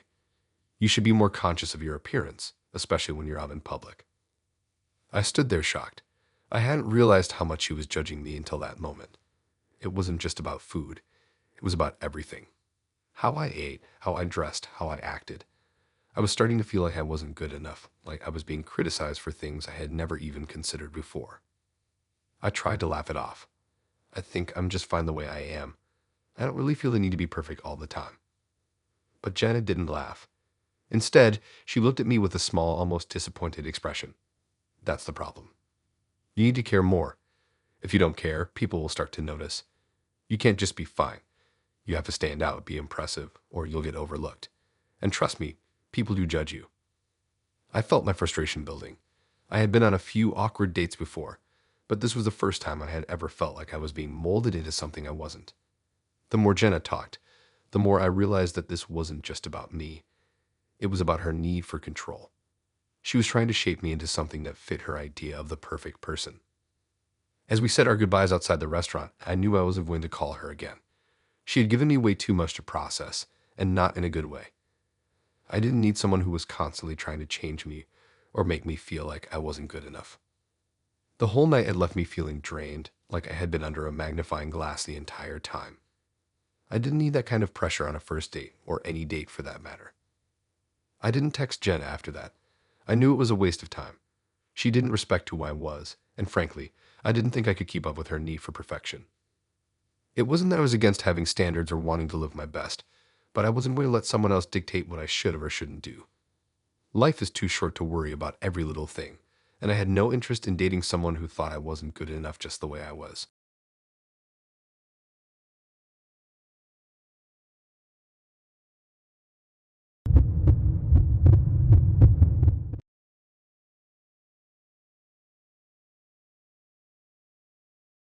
I like to think of myself as an open-minded person. I've always been the type to not judge people based on first impressions, but my date with Michael had me questioning everything I thought I knew about myself. The whole evening felt like one long, uncomfortable comparison session, and by the end of it, I was second-guessing every single thing about myself. It all started when we matched on a dating app. Michael's profile was pretty standard, nothing overly flashy, but he had a genuine vibe about him. His photos were mostly casual shots of him hanging out with friends, hiking, and enjoying life. His bio was short and to the point. He seemed down to earth, someone I could definitely get along with. We exchanged a few messages, and after some easygoing conversation, we agreed to meet up for dinner at a nice but low-key restaurant. When I walked into the restaurant, I spotted Michael right away. He was sitting at a table near the window looking down at his phone. He looked like his pictures, tall, dark hair, athletic build, but something about him felt a little off. Still, I walked over, smiling, and he stood up to greet me with a warm hug. "Hey, it's so good to finally meet you," he said, his voice friendly, almost overly enthusiastic. I smiled back, feeling good about the meeting so far. We sat down, ordered drinks, and started chatting. The conversation was light at first, and everything seemed pretty normal. But then, things started to take a turn. "So, tell me about your exes," Michael asked, suddenly leaning forward with a serious look on his face. "What's your dating history like?" I was a little surprised by the question. It wasn't exactly the kind of thing I expected on a first date. Well, I had a couple of long-term relationships. Nothing too crazy, just the usual ups and downs. But over all of that, I answered, trying to keep it casual. Michael nodded as if that was the answer he was looking for, but then he took a sip of his drink and said, "Yeah, I've had some serious relationships too, but I've always been kind of picky about who I date. I don't really believe in just dating around for fun." I nodded along, but then he added, "I've had some pretty great girlfriends, but honestly, I've always been looking for someone who checks all the boxes. I need someone who really stands out, you know." I wasn't sure where this was going, but I felt my eyebrows raise slightly. "What do you mean by stands out?" Michael leaned in even more, his eyes focused on me like he was really trying to make a point. "Well, I've dated some really incredible women, but they all had this one thing in common: appearance. Like they were all gorgeous in a very specific way, you know." I could feel my stomach tighten. "Okay. Yeah," he continued, "like tall, model-type women. Perfectly put together. I just can't help but be attracted to that kind of beauty." I didn't know what to say. His tone was casual, like he wasn't saying anything out of the ordinary, but the way he said it made me feel like I was suddenly being judged on my looks, as if my value was tied to how I measured up to the women he dated before. Trying to steer the conversation in a different direction, I asked, "So, what's your ideal type then? What kind of person are you looking for?" He didn't hesitate. "I mean, I need someone who takes care of themselves physically, you know. I just want someone who's cute. I want someone who is in great shape, who looks like they work hard to maintain that. Like someone who really has their life together." I sat back in my chair, a little stunned. "You mean physically? That's the most important thing to you?" Michael smiled, clearly unaware of how uncomfortable I was getting. "Well, yeah. It's not just about how they look, it's how they present themselves. If someone puts effort into their appearance, it shows that they care about themselves. And if they care about themselves, they're more likely to care about the relationship too." I forced a smile, trying to keep things from getting awkward. "I guess I see what you mean, but I think there's more to a relationship than just appearances. You can't judge a person solely on their looks." But Michael didn't seem to hear me. He went on, "Look, I've dated women who were beautiful, but didn't take care of themselves, and it just didn't work. I need someone who understands the importance of appearance and who doesn't just let themselves go." I felt like the air had been sucked out of the room. Was this really happening? Here I was sitting across from a guy who was clearly telling me that my looks mattered more to him than anything else.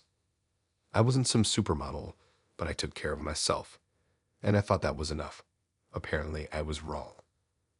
I tried to change the subject, but Michael wasn't done. "And you know," he said, looking at me critically, "you're pretty cute, but you could definitely do a little more with your look. Like, I don't know, dress up a little more. Take more care with your hair. It's all about those little details." I blinked, feeling the sting of his words. "What do you mean by that?" I asked, trying to keep my voice steady. Michael shrugged, still not noticing the discomfort in my expression. "I mean, you're cute, don't get me wrong, but I feel like you put more effort into your appearance, you really get a knockout. You know, just a little more effort." I couldn't believe what I was hearing. Here was a guy who had spent the entire evening telling me that I wasn't enough, that I wasn't putting in enough effort to meet his impossible standards.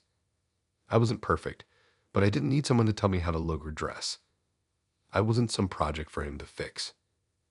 "I don't really think I need to change how I look for anyone," I said, my voice firmer now. "I dress the way I feel comfortable, and I'm happy with who I am." Michael didn't seem to get it. "Well, that's the problem. You can't just be comfortable. Relationships are about being your best self, and if you want someone who's really great, you've got to put the work in. It's like working out. You don't just stop after one session, right? You got to keep at it to see results." I felt my face flush. "So you're saying I'm not trying hard enough?" I asked, now fully annoyed. He nodded, clearly unaware of how much he was irritating me. "Yeah, I mean, if you put in the effort, you could really look amazing. I'm just saying I know you've got the potential." I didn't even know how to respond to that. How do you argue with someone who doesn't see you as you are, but instead as a project? Someone who only sees you for what you could be, according to his standards. I was done. I didn't want to sit through another minute of this conversation. I grabbed my purse and stood up, not even bothering to hide my frustration. "I think I'm going to call it a night," I said, my voice tight. "This isn't really working for me." Michael looked up, genuinely confused. "Wait, what, you're leaving?" I nodded. "Yeah, I don't need to be told how to look or how to dress to be worthy of someone's time. I'm comfortable with who I am, and I'm not going to change for anyone." I didn't wait for him to say anything else. I paid for my half of the bill, because there was no way I was letting him cover it after the way he treated me, and walked out of the restaurant. As I stepped outside, I took a deep breath, the cool air hitting my face and feeling like a relief. I'd never been so offended on a first date. I wasn't just annoyed with how he spoke about my appearance. It was the way he reduced me to a checklist of things I needed to fix in order to be worthy of his attention. It was exhausting, and I wasn't about to let someone like him dictate my self-worth. I blocked him later that night. No explanation, no need for further discussion. I wasn't going to waste my time trying to convince someone who clearly didn't respect me for who I was.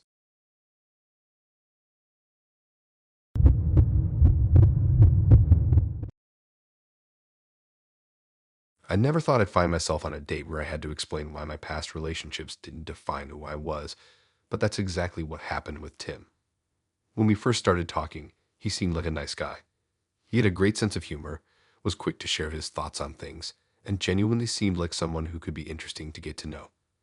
His profile had all the right things: traveling, books, hiking, and his bio was simple but genuine. I was excited when we decided to meet up at a cozy local restaurant for dinner. I was early as usual, so I grabbed a table by the window, ordering a water while I waited. Tim arrived about 10 minutes later, and I immediately recognized him from his photos. He was taller than I expected, and he had that charm about him, the type of guy who could easily carry a conversation, but with enough warmth to make you feel at ease. We exchanged pleasantries, and as we sat down, I could tell this date was off to a good start. The waiter brought our drinks, and the conversation flowed smoothly. We talked about work, hobbies, and family, normal first date topics. It felt relaxed, nothing too heavy. I liked that. But then, as we started discussing past relationships, things took a sharp turn. I had mentioned that I had been through a couple of serious relationships, but I didn't go into details.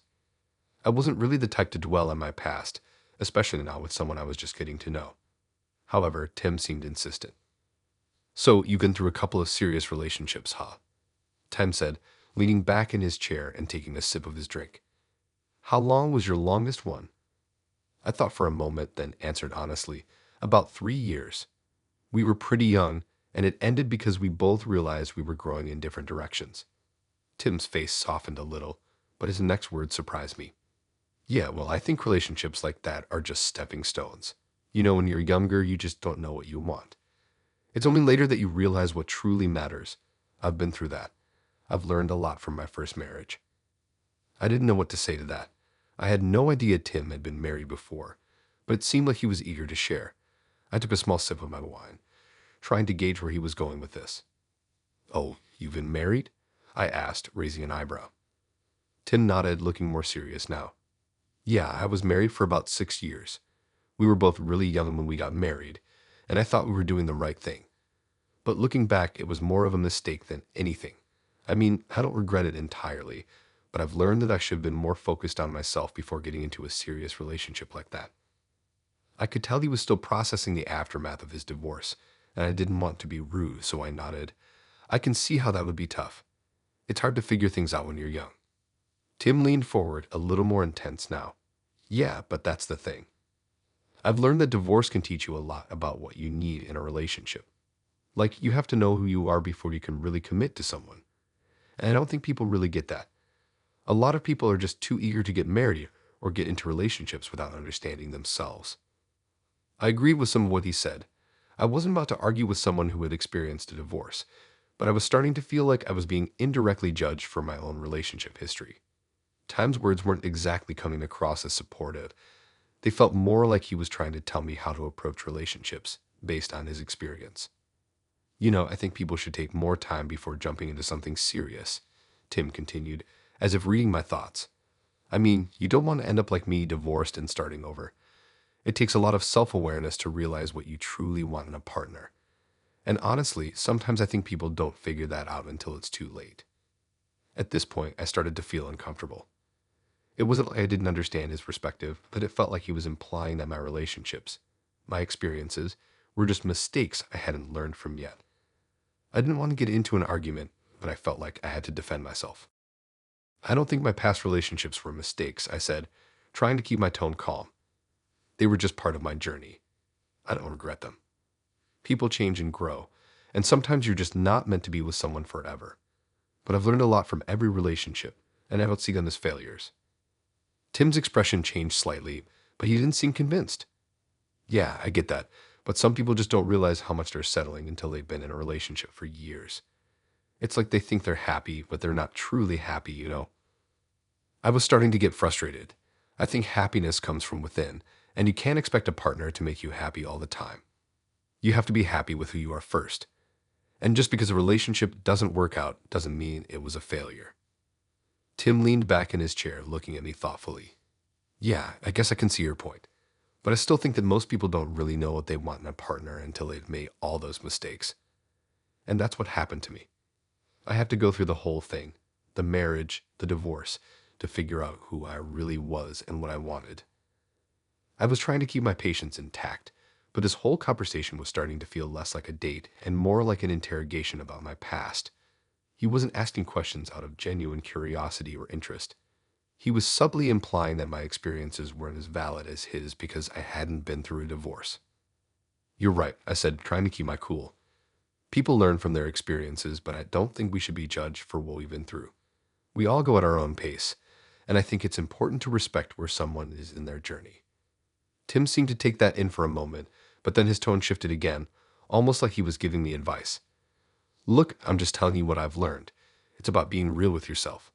That's the key to success in any relationship. You have to know what you want and be honest with your partner. I wasn't sure if he was trying to teach me something or just make me feel like my past relationships were irrelevant. I wasn't looking for a lecture. I just wanted to get to know him better, not be told how to fix my approach to relationships. I think honesty is important, yes, I said, my voice firm now. But I also think that everyone has a different path. Not everyone's journey looks the same, and that's okay. We don't have to be exactly like each other to make a relationship work. Tim gave me a long look, almost as if he was trying to assess me. Well, maybe you're right, but I still think it's hard to be in a relationship when you haven't figured yourself out first. I'm just saying, I want a partner who really knows themselves, who's figured out what they want in life. I had heard enough. Look, Tim, I think we're just in different places right now. I'm not saying you're wrong, but I don't think we're seeing eye to eye on this. Tim's face softened a little, but there was still a hint of defensiveness in his expression. Okay, I get it, but I'm just being real with you. I stood up, feeling like the air had been sucked out of the room. I wasn't sure how to explain that I didn't need someone to tell me how to approach my own relationships. I wasn't looking for someone to judge my past. I wanted someone who saw me for who I was, not who they thought I should be. I think I'm going to head out, I said, grabbing my jacket. Thanks for dinner, but I don't think this is going to work. Tim looked surprised, but didn't argue. All right, well, I hope you figure out what you want, he said, his voice softer now. I nodded, but there was no hug, no warm goodbye. Just an awkward moment as I walked out of the restaurant. As I stepped into the cool night air, I felt a mix of relief and frustration. It wasn't that I didn't respect Tim's experiences, but the way he approached our date felt more like a judgment than a genuine connection. I didn't need someone to evaluate me based on his past mistakes. I was my own person, and I wasn't about to let anyone make me feel like my journey wasn't valid. When I got home, I blocked Tim's number. I didn't feel the need to explain myself further. The date had been enough of a wake-up call. I wasn't going to let anyone make me feel small for my past, especially not on a first date.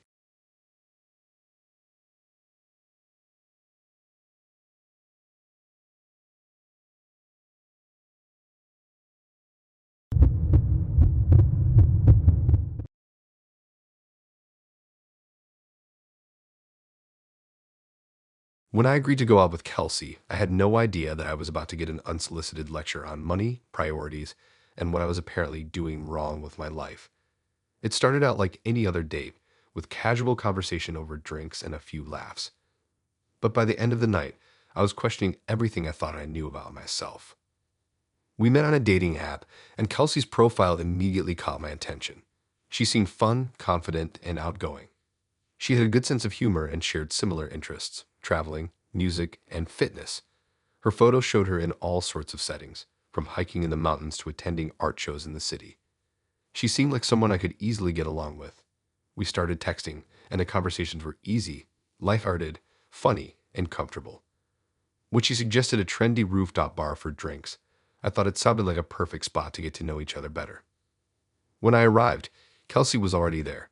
She was sitting at a table by the window looking out at the view of the city skyline. She smiled and waved when she saw me, and I felt an immediate sense of warmth. She was even more stunning in person, tall, confident, with a natural beauty that wasn't overdone. I walked over and we exchanged a hug. Everything felt fine, even great so far. We started chatting about random things, how our day went, the usual small talk. As the evening went on, we found ourselves in a deeper conversation, and I felt like I was actually getting to know her. But then Kelsey dropped a bombshell, and the conversation took a turn I didn't expect. I think a lot of people just don't get it, she said, taking a sip of her cocktail. They're so obsessed with living in the moment that they forget about their future. They live paycheck to paycheck and act like everything's fine. But in reality, they're not prepared for anything. They don't have savings. They don't think about retirement. Nothing. I blinked, unsure how to respond. That's true for some people, but a lot of us are just trying to get by. I don't think most people are ignoring their future. It's just hard to plan for everything when you're living day to day.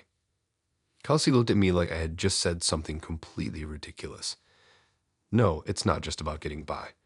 If you're not planning for your future, you're failing yourself. People should be thinking about how to make money work for them, not just working for money. You need to be strategic about your life. I shifted in my seat, starting to feel a little uncomfortable.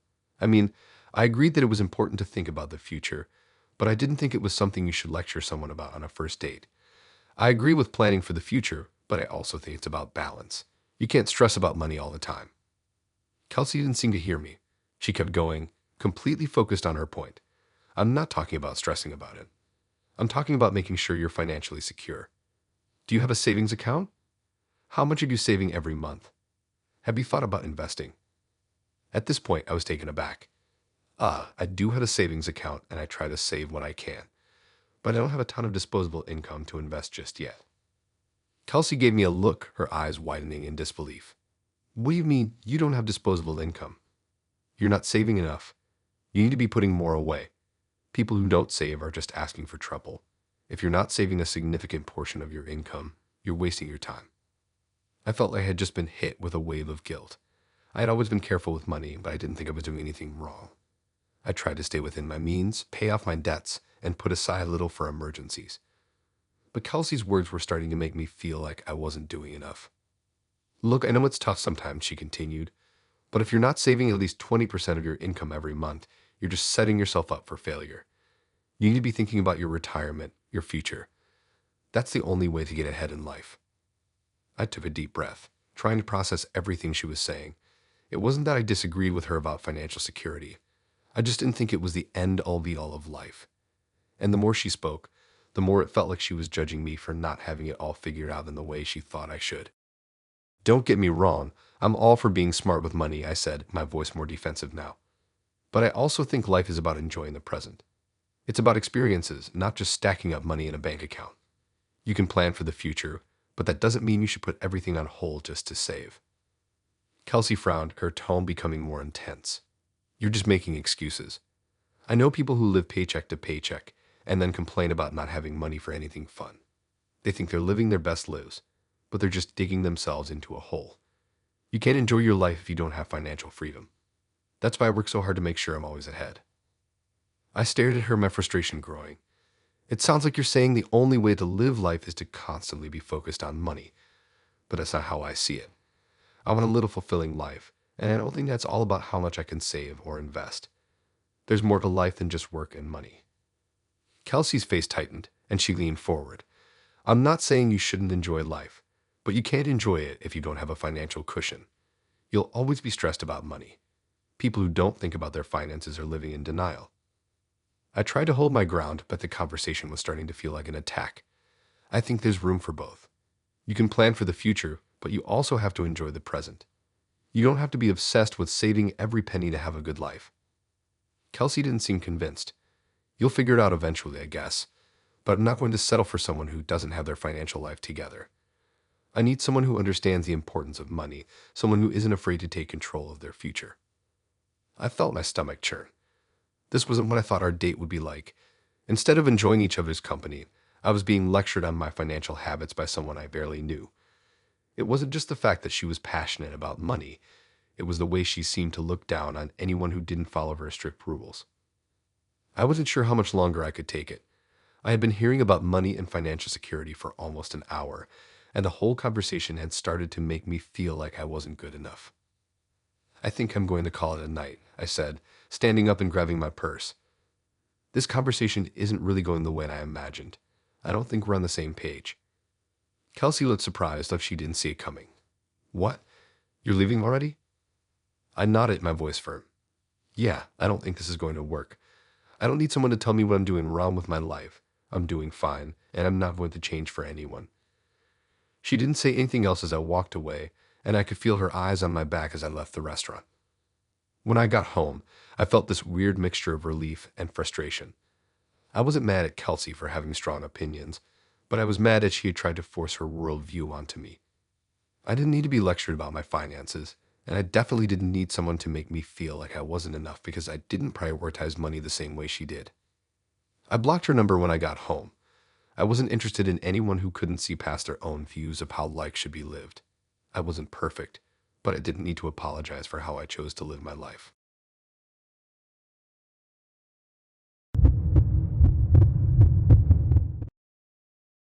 I'm not a fan of control freaks. I never have been. There's something about being told how to do every little thing that just rubs me the wrong way. I'm all for advice and constructive feedback, but when someone tries to micromanage your every move, it's a total deal breaker. Unfortunately, that's exactly what happened with Rachel, and our date went from what could have been a promising evening to a full-on disaster. We met on a dating app, and Rachel's profile had me intrigued. She seemed charming, articulate, and well-spoken. She had a great job, traveled often, and was passionate about her career. She seemed independent, and her photos showed her in a variety of cool places. Everything looked perfect on paper, and her messages were friendly and engaging. We talked about our interests, what we were looking for in a partner, and just general things about life. I was excited to meet her in person and see if we had that spark. We agreed to meet for dinner at a trendy new restaurant in the city. The place had a great reputation for its food, so I figured it would be a nice, relaxed setting to get to know each other better. I arrived a bit early as usual and grabbed a seat at the bar while I waited for her. When Rachel walked in, I immediately recognized her. She was even more beautiful in person, with long dark hair and a warm smile. She looked confident and put together, just like I had imagined. We greeted each other with a hug, and I could tell she was just as excited as I was. We ordered drinks, and the conversation started off easy, just the usual getting to know you questions. She seemed very easy to talk to at first, but it wasn't long before things took an unexpected turn. After we finished our appetizers, we started talking about our hobbies and interests. I mentioned that I liked to cook and often tried out new recipes at home. Rachel's eyes lit up, and she immediately leaned forward. Oh, I love cooking too, she said, her tone upbeat. But there's definitely a right way and a wrong way to cook certain things. I raised an eyebrow, curious where this was going. Oh, really? What do you mean by that? Well, for instance, when you're making pasta, you have asterisk to salt the water before adding the pasta. It makes such a difference, and people who don't do it are just doing it wrong. Also, when you're making a sauce, you really need to let the flavors meld together slowly. If you rush it, you'll ruin it, she said, her tone starting to sound more like a lecture than a casual conversation. I smiled, trying to keep things light. Yeah, I always try to follow recipes, but I also like to improvise sometimes. Rachel didn't seem amused. Improvise? Well, I guess that's fine, but I wouldn't recommend it unless you really know what you're doing. There's a science to cooking, and it's about getting the right balance. If you don't, you'll just end up with something that doesn't taste as good as it should. I couldn't help but laugh a little. I think part of cooking is about experimenting and finding what works for you, right? Rachel didn't laugh. Maybe, but if you want to get it right, you have to follow the steps. You can't just throw things together and expect it to come out perfect. It's like anything in life. If you don't follow the right process, it'll never work. I blinked, taken aback by how serious she was about this. It was just cooking, after all. But Rachel seemed like she was on a mission to make sure I knew I wasn't doing things the right way. I nodded politely, but I was starting to feel like she was more concerned about micromanaging than actually connecting. As the evening wore on, things didn't improve. We talked about our careers, and Rachel gave me the same vibe of needing everything to be perfect. She talked about how she had meticulously planned out her career trajectory and how she always had backup plans for her backup plans. When I mentioned that I liked to take risks sometimes and didn't always follow a strict path, she didn't seem impressed. "You have to be strategic about your career," she said, her voice taking on that lecture-like tone again. "You can't just go with the flow. That's how people end up stuck. You need to know where you're going and take the right steps to get there. And you need to be prepared for anything that might come up. You need to anticipate problems before they even happen." I felt like I was being scolded. I had always been someone who preferred a little bit of spontaneity in life. I didn't have every detail of my future planned out, and I wasn't sure I wanted to. But Rachel's attitude made me feel like that was a huge mistake. The pressure was starting to build up, and I could feel myself starting to withdraw from the conversation. We moved on to discussing relationships. At first, I was excited to talk about what we were both looking for, but things quickly turned in a direction I wasn't expecting. "So, tell me," Rachel asked, her eyes narrowing slightly, "what kind of relationship are you looking for? Because I'm not interested in wasting time. I need someone who knows exactly what they want and who's ready to commit. No games, no uncertainty." I nodded, trying to keep things light. "Yeah, I'm looking for something serious too, but I think it's important to take things slow and see how it evolves." Rachel looked at me like I had just said something ridiculous. Taking things slow. That's fine if you're in your 20s, but at our age, there's no time to waste. I need someone who's on the same page, who has their life together. No one has time for indecisiveness. I felt my heart drop. She was already judging me for wanting to take things at a pace I was comfortable with. I wasn't in a rush, and I didn't think I should be pressured into rushing into anything, but it was clear Rachel had a very different idea of what a relationship should look like. I think it's important to be sure about the person you're with before jumping into anything too fast," I said, my voice a little quieter now. "I don't think it's about rushing. It's about making sure it feels right." Rachel raised an eyebrow. "Yeah, I guess. But if you're not ready for something serious, what's the point of dating at all? I don't see why you would want to waste time with someone who doesn't know what they want." I tried to explain myself, but it felt like no matter what I said, Rachel wasn't hearing me. It was starting to feel like I was being judged for every little thing I did or didn't do. And what made it worse was that she wasn't even asking questions. She was just telling me how things should be. From how to cook to how to live my life, it was all her way over the highway. By the time we finished dinner, I was mentally exhausted. I'd never felt so micromanaged in my life. I didn't want to make a scene, so I just paid my share of the bill and stood up, forcing a smile. "Well, this was nice, Rachel," I said, trying to sound upbeat, "but I think I'm going to head out." Rachel didn't seem surprised. "Yeah, I can tell you're not really on the same page as me. I can't deal with someone who doesn't have their life in order. It's just a waste of time." I nodded, not bothering to argue. "I think we just want different things. Thanks for dinner, but I don't think this is going to work." I walked out of the restaurant, feeling a sense of relief. The whole evening had felt more like a lesson than a date. I wasn't looking for someone to tell me what to do or how to live my life. And it was clear Rachel was that kind of person. She needed everything to be perfect, and I wasn't interested in playing by her rules. I blocked her number that night. I didn't need to explain myself further. Sometimes you just know when something isn't right.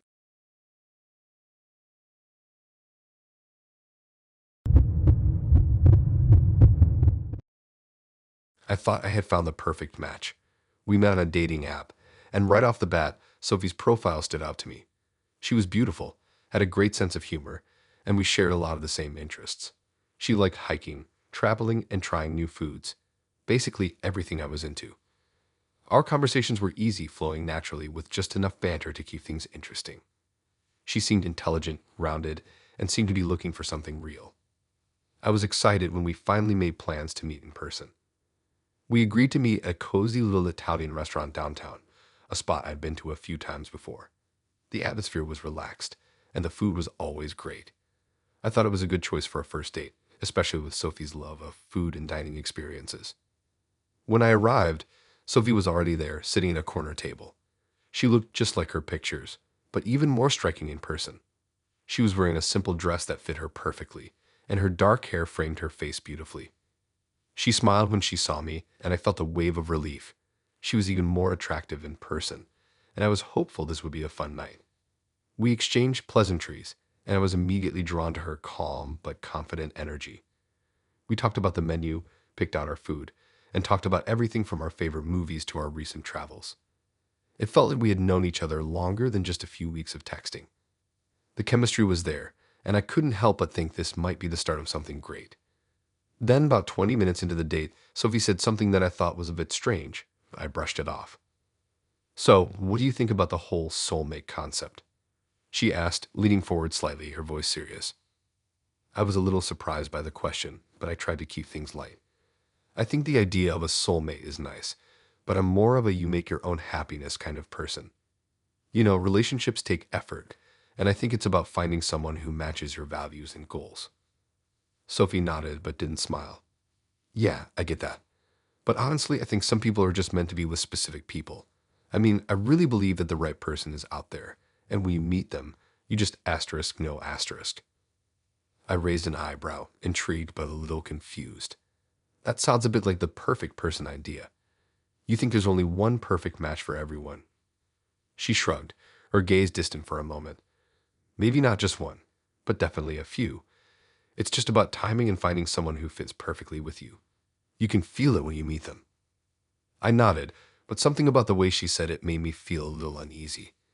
Was she expecting me to believe that there was some kind of destiny involved? That everything was somehow preordained? I wasn't a huge fan of the idea of waiting for the one, but I didn't want to argue about something so philosophical on a first date. The conversation drifted, and we continued talking about lighter topics like travel and food, but I could feel an undercurrent of something more serious building. Sophie was definitely a deep thinker. There was no doubt about that, but it started to feel like she had expectations that didn't align with mine. A little while later, our entrees arrived, and we dove into the delicious pasta and wine. Things felt more comfortable again, but then Sophie dropped another bombshell. "So, how do you feel about kids?" she asked, her voice casual, but her eyes were searching mine intently. I froze for a moment. This was definitely not the type of question I was expecting on a first date. I had just started getting comfortable, and now it felt like the pace of the conversation was moving much too quickly. Well, I think kids are great, but I'm not in any rush to have them right now. I'm focusing more on my career and figuring things out first. I think I'd like to have a family at some point, but it's not something I'm actively thinking about right now. Sophie nodded, but there was something in her expression that made me feel like she wasn't satisfied with my answer. I understand, but I'm different. I'm definitely looking for someone who's ready for kids. I don't want to waste time with someone who isn't on the same page. I blinked, trying to process what she was saying. I mean, I'm open to the idea eventually, but I'm not in a rush. I want to make sure everything else in my life is in a good place before I start thinking about that. Sophie's face softened slightly, but there was an intensity in her eyes that made me feel like she wasn't hearing me. Well, you should think about it soon. You know, I'm not getting any younger, and I want to make sure I'm with someone who understands that. At this point, I started to feel like I was getting trapped in a conversation I wasn't prepared for. It was one thing to have a general conversation about life goals, but it was another thing to be confronted with such heavy topics on a first date. I wasn't sure how to respond, but I tried to steer the conversation in a different direction. "Look, I think everyone has different timelines, and that's okay," I said, trying to stay neutral. "For me, I don't want to rush into anything without being sure that the relationship is right first. But I understand that you might have a different view, and that's okay too." Sophie didn't seem to let it go. "Well, I think it's important to know exactly what you want early on. Otherwise, you'll end up wasting time with people who aren't serious about their future." I started to feel the tension in the air. This was not the type of date I had signed up for. I didn't want to feel like I was being judged for not having my life completely planned out, especially on a first date. It was like Sophie had these praised expectations of what she needed, and if I didn't fit into those expectations, it wasn't going to work. I tried to keep things light. I think it's about finding someone who understands that life doesn't always go according to plan. Things can change, and you can't always have everything figured out perfectly. But Sophie wasn't letting up. "No, I think it's about being certain about what you want. That's what I need in a relationship. If someone isn't sure about where they're going in life, how can they be sure about their relationship with me?" I felt myself getting more and more frustrated. The entire date had started to feel like an interview, with Sophie assessing me based on whether or not I fit into her version of the future. It was exhausting, and I wasn't sure how to get out of this spiral. "So, what about you?" I asked, trying to shift the focus away from me. "What do you see your future looking like?" Sophie didn't hesitate. Well, looking for someone who was ready to settle down, build a family, and take things seriously. I don't have time for anything casual. I took a deep breath. I think that's a fair goal, but I'm not sure we're looking for the same things right now. I think it's important to take things one step at a time and not rush into anything. Sophie's face hardened. If you're not ready for what I want, then we're clearly not on the same page. I can't waste time with someone who isn't as serious as I am. I felt my stomach sink. This wasn't a conversation about getting to know each other. It was an ultimatum. I wasn't about to sit through another second of this. Well, I think this is where we part ways, I said, standing up. I don't think we're looking for the same things, and that's okay. I wish you the best. Sophie looked taken aback, but she didn't argue. Yeah, I guess you're right. It's better to know early on. I paid for my share of the bill, said a quick goodbye, and left the restaurant. As I walked outside, I felt a wave of relief. I had just dodged a bullet. This wasn't a date. It was a job interview disguised as dinner. I wasn't interested in someone who was so focused on checking boxes and meeting timelines that they couldn't see me for who I was. As I drove home, I reflected on the night. Sometimes the pressure to meet someone else's expectations can cloud what really matters. I wasn't looking for perfection. I was looking for a connection. And if that meant walking away from someone who had their own rigid idea of what perfect looked like, then so be it. I didn't need anyone trying to tell me how to live my life, especially on a first date. It wasn't about compatibility, it was about respect. And I wasn't about to settle for someone who couldn't see me for who I truly was.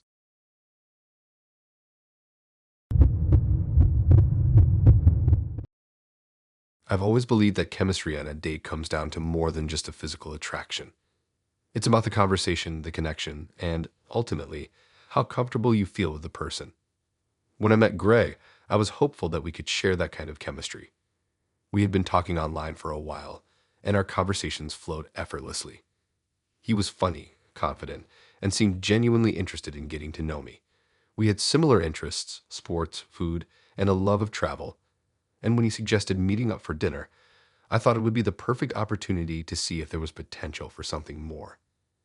We agreed to meet at a trendy new restaurant in the city, known for its farm-to-table menu and upscale ambience. When I arrived, Greg was already waiting for me, standing by the door. He looked exactly like his pictures, tall, well-dressed, and looking effortlessly stylish. He smiled when he saw me, and we exchanged a quick hug. I immediately felt at ease. He was as charming in person as he had been online. We were seated at a cozy table near the window, and the conversation started off easy. We talked about the restaurant, the weather, and some casual small talk about work. I felt good about how things were going. Everything seemed natural, and I was enjoying myself. But as the night went on, it became clear that Greg had certain expectations that didn't quite align with mine. So, what kind of workouts do you do? Greg asked after we had ordered our drinks. I thought it was a strange question to ask early on, but I decided to answer it honestly. I go to the gym a few times a week, do some cardio, strength training, that kind of thing. I like to switch it up, keep things interesting, I said, smiling. Greg nodded, but then his expression shifted, and he asked, do you do anything more intense, like CrossFit or something? You know, the really serious stuff. I was a little taken aback by the question. I mean, I don't do CrossFit, but I'm pretty consistent with what I do. It works for me. He raised an eyebrow, clearly unimpressed. Well, it's important to really push yourself if you want to look your best. I mean, a lot of people just do the bare minimum, but that's why they don't see results. You really have to go all in. I wasn't sure how to respond. I wasn't offended, but the way Greg said it made me feel like he was judging me for not being more intense with my workouts. It wasn't that I didn't value fitness. I did, but I didn't think I needed to be on some extreme regimen just to impress someone. I think it's more about finding what works for you, I said, trying to keep it light. I like my routine, and it makes me feel good, so I stick with it. Greg nodded, but then he leaned in a little closer, almost as if he were lecturing me. Right. But honestly, if you're not really pushing your limits, you're just wasting time. You got to aim for something higher, something that makes you feel like you're truly accomplishing something. Otherwise, you're just settling. I felt the first pang of discomfort. I wasn't sure if Greg was trying to help or if he was just being judgmental. Either way, I didn't appreciate being told I wasn't doing enough. But I didn't want to see on a first date, so I decided to brush it off. Our food arrived shortly after, and the conversation shifted a little. We started talking about travel, and I was relieved to see Greg light up as he shared his adventures. He'd been to several countries, including some I had always wanted to visit. I was starting to feel like we were back on the same page when Greg casually dropped another comment that caught me off guard. "So, when do you think you'll be ready to take a real vacation?" he asked, looking at me with a knowing smile. I furrowed my brows, confused. "What do you mean by that?" Greg shrugged, as if it were obvious. "I mean, a real vacation. Something exotic. You know, something that really pushes you out of your comfort zone. Most people just take these little trips, like weekend getaways or beach vacations, but those don't count. You need to go somewhere that challenges you, that really forces you to grow." I tried to keep my tone light, though I could feel the frustration building. I mean, I like weekend trips. Not everything has to be a grand adventure to be worth it, right? Greg didn't seem to understand. Well, that's fine for some people. But if you really want to experience life, you got to aim higher. I'm talking about things that really change you, like hiking the Inca Trail or exploring the jungles of Costa Rica. You know, something that makes you feel like you've accomplished something. I took a deep breath, trying not to snap. I think experiences come in all shapes and sizes. I love a good beach vacation or a weekend in the mountains. Not everything has to be extreme. But Greg wasn't listening. "Yeah, but if you're not challenging yourself, you're not really living. I just don't understand people who are content with the easy stuff. It's all about pushing yourself." At this point, I started to feel like Greg was judging me for not having the same mindset as him. It wasn't that I didn't enjoy a challenge. I did, but I didn't think every single experience had to be about pushing yourself to the absolute limit. I wasn't about to let him make me feel bad for having different preferences. We continued talking, but the tone had shifted. I realized that Greg wasn't just offering advice. He was imposing his ideals onto me, making me feel like I wasn't doing enough with my life. It wasn't just about fitness or travel anymore. It was about every little aspect of my life. "So, what are your goals for the future?" he asked, his tone almost like a command. I mean, you don't want to waste your time doing things that don't get you closer to where you want to be, right? I sat back in my chair, feeling exhausted by the pressure. "I do have goals," I said, trying to keep my voice steady. "But I think it's important to enjoy the process, not just focus on the destination. Life isn't just about the end result. It's about how you get there." Greg stared at me, almost like he was trying to figure out what I meant. "I get that, but if you're not constantly improving, constantly striving for more, what's the point? You don't want to look back and realize you didn't do enough, that you didn't take it seriously enough." I couldn't believe what I was hearing. The whole date felt like a relentless stream of judgments about how I wasn't living up to his standards. I wasn't good enough because I didn't work out the way he did, or because I didn't take vacations to places that challenged me to my core. And now, apparently, I wasn't even good enough because I wasn't constantly striving for more. "I think I'm doing just fine," I said, my patience wearing thin. "I don't think everyone has to live their life the way you think they should." Greg didn't seem to get it. "I'm just trying to help you understand that there's always room to do more. You can't just settle for being okay. You need to push yourself to be the best version of yourself." I stood up, feeling like I was suffocating. "I don't think this is working," I said, grabbing my jacket. "I'm not interested in being told how to live my life. I think you're looking for someone who fits into a very specific mold, and that's not me." Greg's expression faltered. "Wait, what, you're leaving?" I nodded. "Yeah, I think it's best. Thanks for dinner, but I'm not interested in someone who thinks they have the right to judge how I live my life." I paid for my half of the bill and walked out of the restaurant, feeling a mix of relief and frustration. The whole date had felt like a constant pressure to live up to Greg's unrealistic standards. I wasn't looking for someone to tell me how to live my life, especially not on a first date. As I drove home, I realized that I didn't need to change who I was to meet someone else's expectations. I was fine just as I was. And if Greg couldn't appreciate that, then he wasn't the right person for me.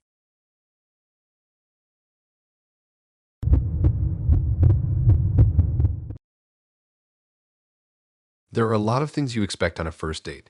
Small talk, the occasional awkward silence, and the inevitable question about your past relationships. But one thing I definitely didn't expect was to be caught in a political debate so intense that it almost ruined the evening.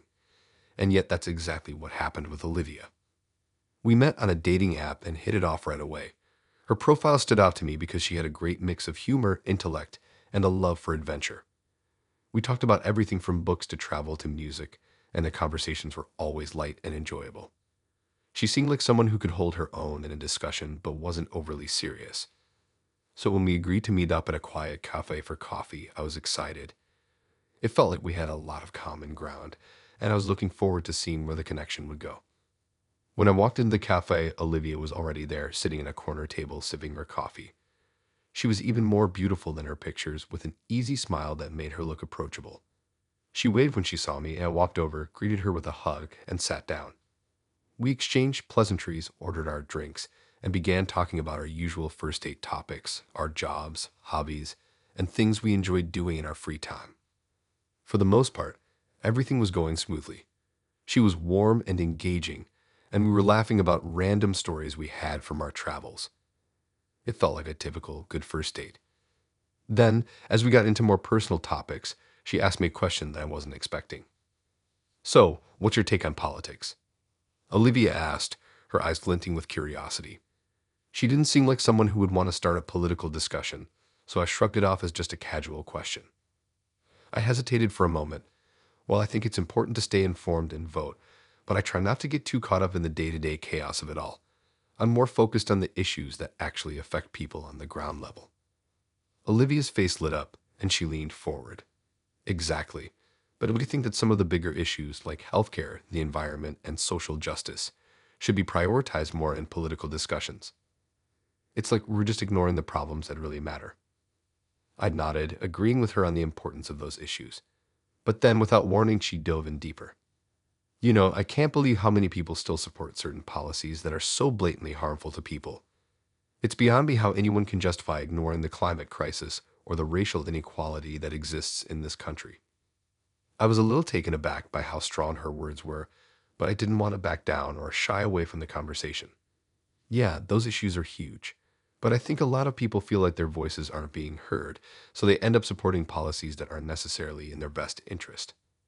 Olivia looked at me with what felt like mild disbelief. Well, I just don't get it. How can anyone justify voting for someone who doesn't even seem to care about people's rights or the future of the planet? I could feel the tension building. I think a lot of it comes down to different values.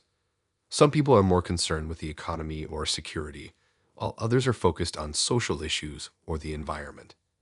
Olivia's expression tightened. But those people are wrong. They're too short-sighted.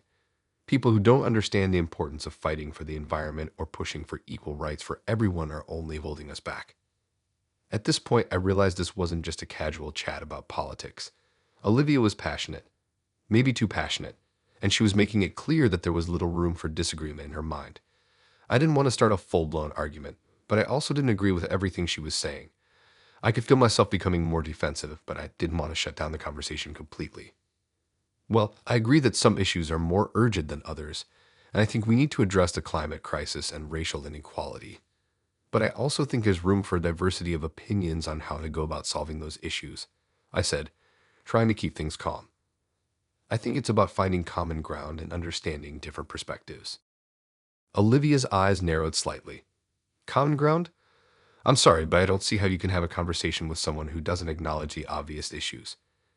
It's like we're having a debate over whether or not a house is burning down while people are still inside it. I could feel the heat rising in my chest. This wasn't just a disagreement. It felt like Olivia was trying to force her views on me, implying that if I didn't completely agree with her, I was somehow part of the problem.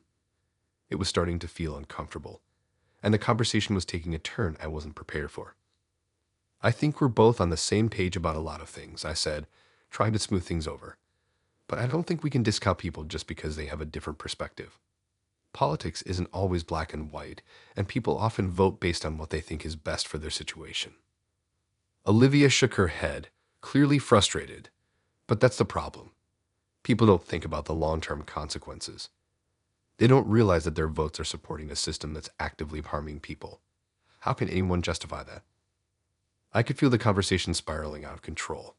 It wasn't even about the issues anymore. It was about whether or not I agreed with her. I didn't want to argue with her. I also didn't want to feel like I had to conform to her viewpoint to make the date go smoothly. I started to feel more distant from her, like we were speaking past each other rather than truly understanding one another. I took a deep breath and tried to steer the conversation back to neutral ground. Look, I think we both agree on a lot of the big issues. but maybe we don't see eye to eye on how to approach them, and that's okay. I don't think we have to agree on everything to have a meaningful conversation. Olivia didn't seem to hear me. She was lost in her thoughts, almost as if she were preparing for another round of her political tirade. I just don't understand how anyone can ignore the bigger picture. We're talking about people's lives, and people are so focused on the small stuff, like taxes or whatever. It's not about that. It's about saving the planet and giving everyone a fair chance. If people don't realize that, we're doomed. I could feel the tension building in my chest. I get it, Olivia, but I think we need to acknowledge that people are coming from different places. Not everyone has the same priorities, and that's what makes politics so complicated. Olivia looked at me for a long moment, and then her face softened, though her eyes still had that fiery intensity. I don't know. Maybe you're right. I just feel like it's hard to understand why some people don't care about the things that matter. It's frustrating. At that moment, I realized that this wasn't just a difference of opinion. It was an ideological divide. Olivia wasn't just passionate about her beliefs. She was trying to force them onto me, and I wasn't comfortable with that. I didn't want to be in a relationship where I felt like my thoughts and feelings were invalidated because they didn't match up with someone else's view of the world. I smiled faintly and stood up. Look, Olivia, I think we had some good conversation, but I don't think this is going to work. I'm just not sure we're looking for the same things. She seemed surprised, almost confused. Wait, what do you mean? I thought we were getting along. I think we are, I said, my voice calm but firm. But I don't think this is the right fit. I don't want to feel like I'm constantly being pushed to think the way you do. I think we're just in different places. Olivia's expression shifted slightly, as if she hadn't expected this. I'm sorry if I came off too strong, she said, her voice softening. I just feel so strongly about it. I want someone who gets it. I nodded. I understand that, but I think we should be with someone who respects different viewpoints. That's what makes a relationship work. I paid for my share of the bill, gave Olivia a polite nod, and left the cafe. As I stepped outside, I took a deep breath, feeling a sense of relief. The date had started off well, but the conversation had taken such a sharp turn that I knew it wasn't going anywhere. I wasn't looking for someone who would try to force their views on me, no matter how strongly they felt about it. I wasn't going to let anyone make me feel like I wasn't good enough just because I didn't agree with them. I blocked Olivia's number later that night. Sometimes a difference in opinion is just that, a difference. And it wasn't something I was willing to compromise on.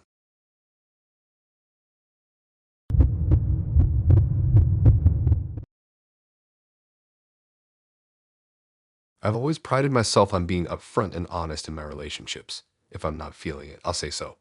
If something's bothering me, I'll address it. That's just the way I operate. But sometimes, no matter how honest you are, you end up in situations that make you question your judgment. That's exactly what happened with Jenna. I met her through a mutual friend. Jenna was outgoing, funny, and seemed like a person you'd want to be friends with. We hit it off right away, laughing about mutual acquaintances, swapping stories from college, and sharing a love of old-school comedy movies. She had this carefree vibe that made me feel comfortable, and we were constantly making each other laugh. Eventually, after a few weeks of texting, she asked me to hang out one Saturday afternoon. Nothing serious, just grabbing coffee and chatting. I was definitely up for it. We agreed to meet at a local coffee shop, one of those cozy, indie places with mismatched furniture and exposed brick walls. I showed up a little early, grabbed a table by the window, and ordered my usual latte. I was starting to get excited. I hadn't really been hanging out with anyone new recently, so it felt nice to have a fresh connection. When Jenna walked in, I immediately recognized her. She looked great, casual but put together in a way that made her seem effortlessly stylish. She waved when she saw me, and I stood up to greet her. We shared a hug, and then sat down to get comfortable. I thought to myself that maybe this was the beginning of a great friendship, or, who knows, maybe something more. I was open to seeing where it went. The conversation started off light. We talked about work, some new music we were both into, and our mutual friends. It felt like one of those conversations where you could just talk for hours, which was nice. I wasn't expecting anything too serious, just a laid-back afternoon with good company. But then, after about 30 minutes of chatting, Jenna dropped a bombshell. I've been talking to this guy for a while, and I'm really not sure how I feel about him, she said, stirring her coffee absently. I didn't see that coming. Oh, what do you mean? You're just not sure about him. Jenna looked down at her cup for a moment before meeting my eyes. Well, he's great, really. He's funny, smart, and super cute. But the thing is, I'm just not sure if I want anything more with him. You know, like in a romantic way. I was a little confused but intrigued. So, you like him as a person, but you don't want to date him. Jenna sighed and leaned back in her chair. Exactly. I think he's really cool, but I'm just not sure I feel the spark. You know, that whole romantic chemistry thing. I nodded, but I was still processing what she was saying. That makes sense. You don't want to force anything that's not there. Right, Jenna continued, her voice getting a little quieter. But here's the thing, he really likes me. Like, he's totally into me, and I can tell. He keeps asking me when we can hang out again, and I don't know how to say it without it sounding bad that I don't see him that way. I couldn't help but feel for her. I've been in situations like that before, where someone likes you more than you like them, and it's always an awkward place to be. So, what are you planning to do about it? Jenna leaned in, her voice lowering. I'm not sure. I think I'm going to tell them that we should just be friends. But honestly, I'm kind of scared about how they'll react. I don't want to hurt him. I could see how conflicted she was. It was tough to navigate those kinds of situations, especially when you cared about the other person but didn't feel the same way romantically. I mean, it's important to be honest, right? If you don't see him that way, you don't want to lead him on. Jenna looked down at her coffee, her fingers tapping the rim of the cup. Yeah, you're right. But at the same time, I don't want to ruin things between us. I still want to be friends, but I don't know if I can handle the awkwardness after I tell him. I could relate.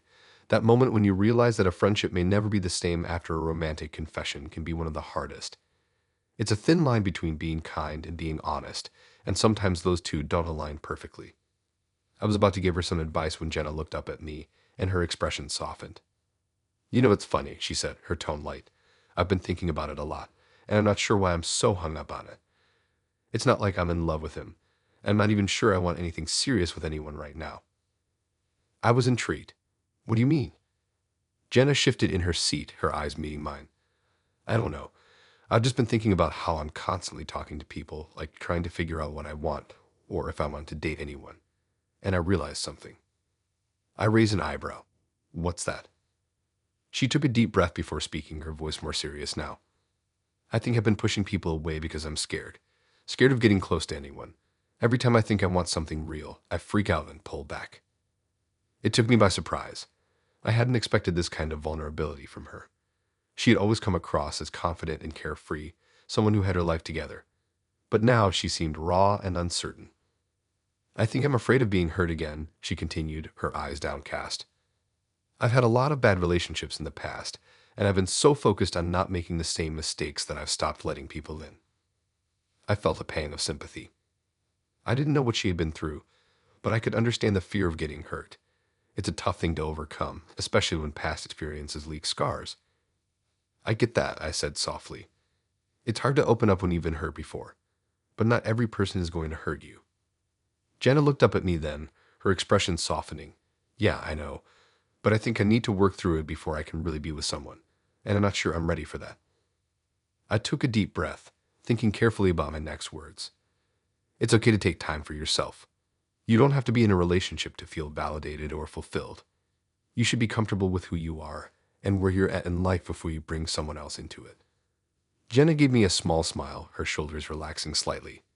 Thanks. I needed to hear that. I've been so caught up in trying to figure everything out that I forgot it's okay to take a step back. We sat there for a moment, both of us sipping our drinks in silence. I could tell Jenna had a lot on her mind, and I didn't want to pressure her into anything she wasn't ready for. The conversation had shifted from talking about a potential romance to something much more personal, and I could see how it had affected her. Finally, I broke the silence. So, what do you want out of this? With me, I mean. Jenna looked at me, her gaze serious but open. Honestly, I don't know. I enjoy talking to you, and I like spending time with you. But I think I need to focus on myself first, before anything else.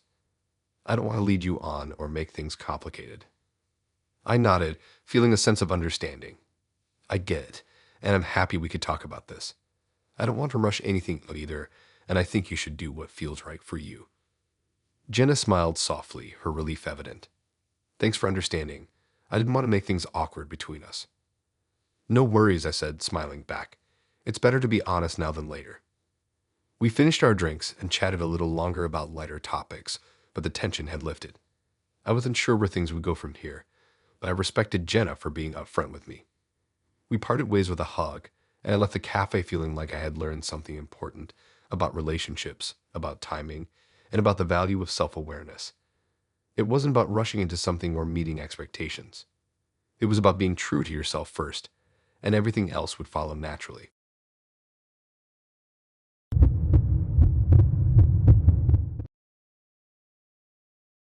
If you've ever been on a date where the chemistry felt amazing in person, but something went off the rails later, then you'll understand exactly how I felt after meeting Tim. It all started so well, and I really thought we had something good, but somewhere between texting and reality, things took a turn. I met Tim through a mutual friend, and after a few brief conversations, we decided to meet up for drinks. I had been on a few bad dates recently, so I wasn't expecting too much. I was honestly just hoping to have a good time and not have to make an excuse to leave early. But when Tim showed up at the bar, he was nothing like the previous dates I had been on. He was charming, funny, and easy to talk to. He had an easy smile, and the way he spoke made me feel like I could open up easily. I was genuinely enjoying myself. We chatted about everything from our jobs to our favorite vacation spots, and we had similar tastes in movies and music. We laughed, and I could feel the connection growing stronger. The chemistry was there. I started to think that maybe this date could turn into something more. But then, as the night went on, Tim started talking about something that threw me off guard.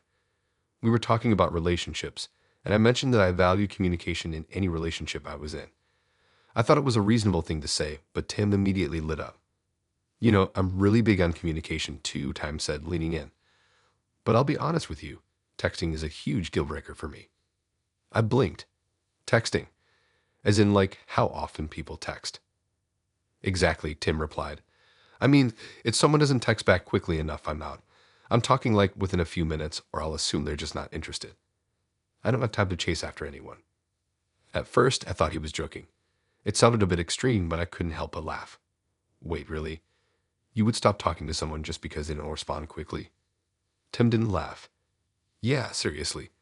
Texting is the easiest form of communication. If someone cares, they'll make an effort to reply. I don't get why people play these games and act like they're too busy to respond. It's really a red flag if someone doesn't respond within, like, 5 minutes." I wasn't sure if I was hearing him right. I mean, I get it if someone takes hours or days to respond, but 5 minutes? That seems a little intense. Tim leaned back in his chair and nodded. "Yeah, but think about it. If someone likes you, they're going to want to talk to you. It's just that simple. I don't want to waste my time with someone who can't even respond to a text message in a reasonable amount of time." I stared at him, trying to process what he was saying. "So, if I don't text back within a few minutes, you just give up on me?" Tim shrugged like it was no big deal. "Pretty much. It's a sign that they're either not that into you or they just don't know how to prioritize. I need someone who communicates well and shows that they're invested. If I'm the one always initiating the conversation, it's just not going to work."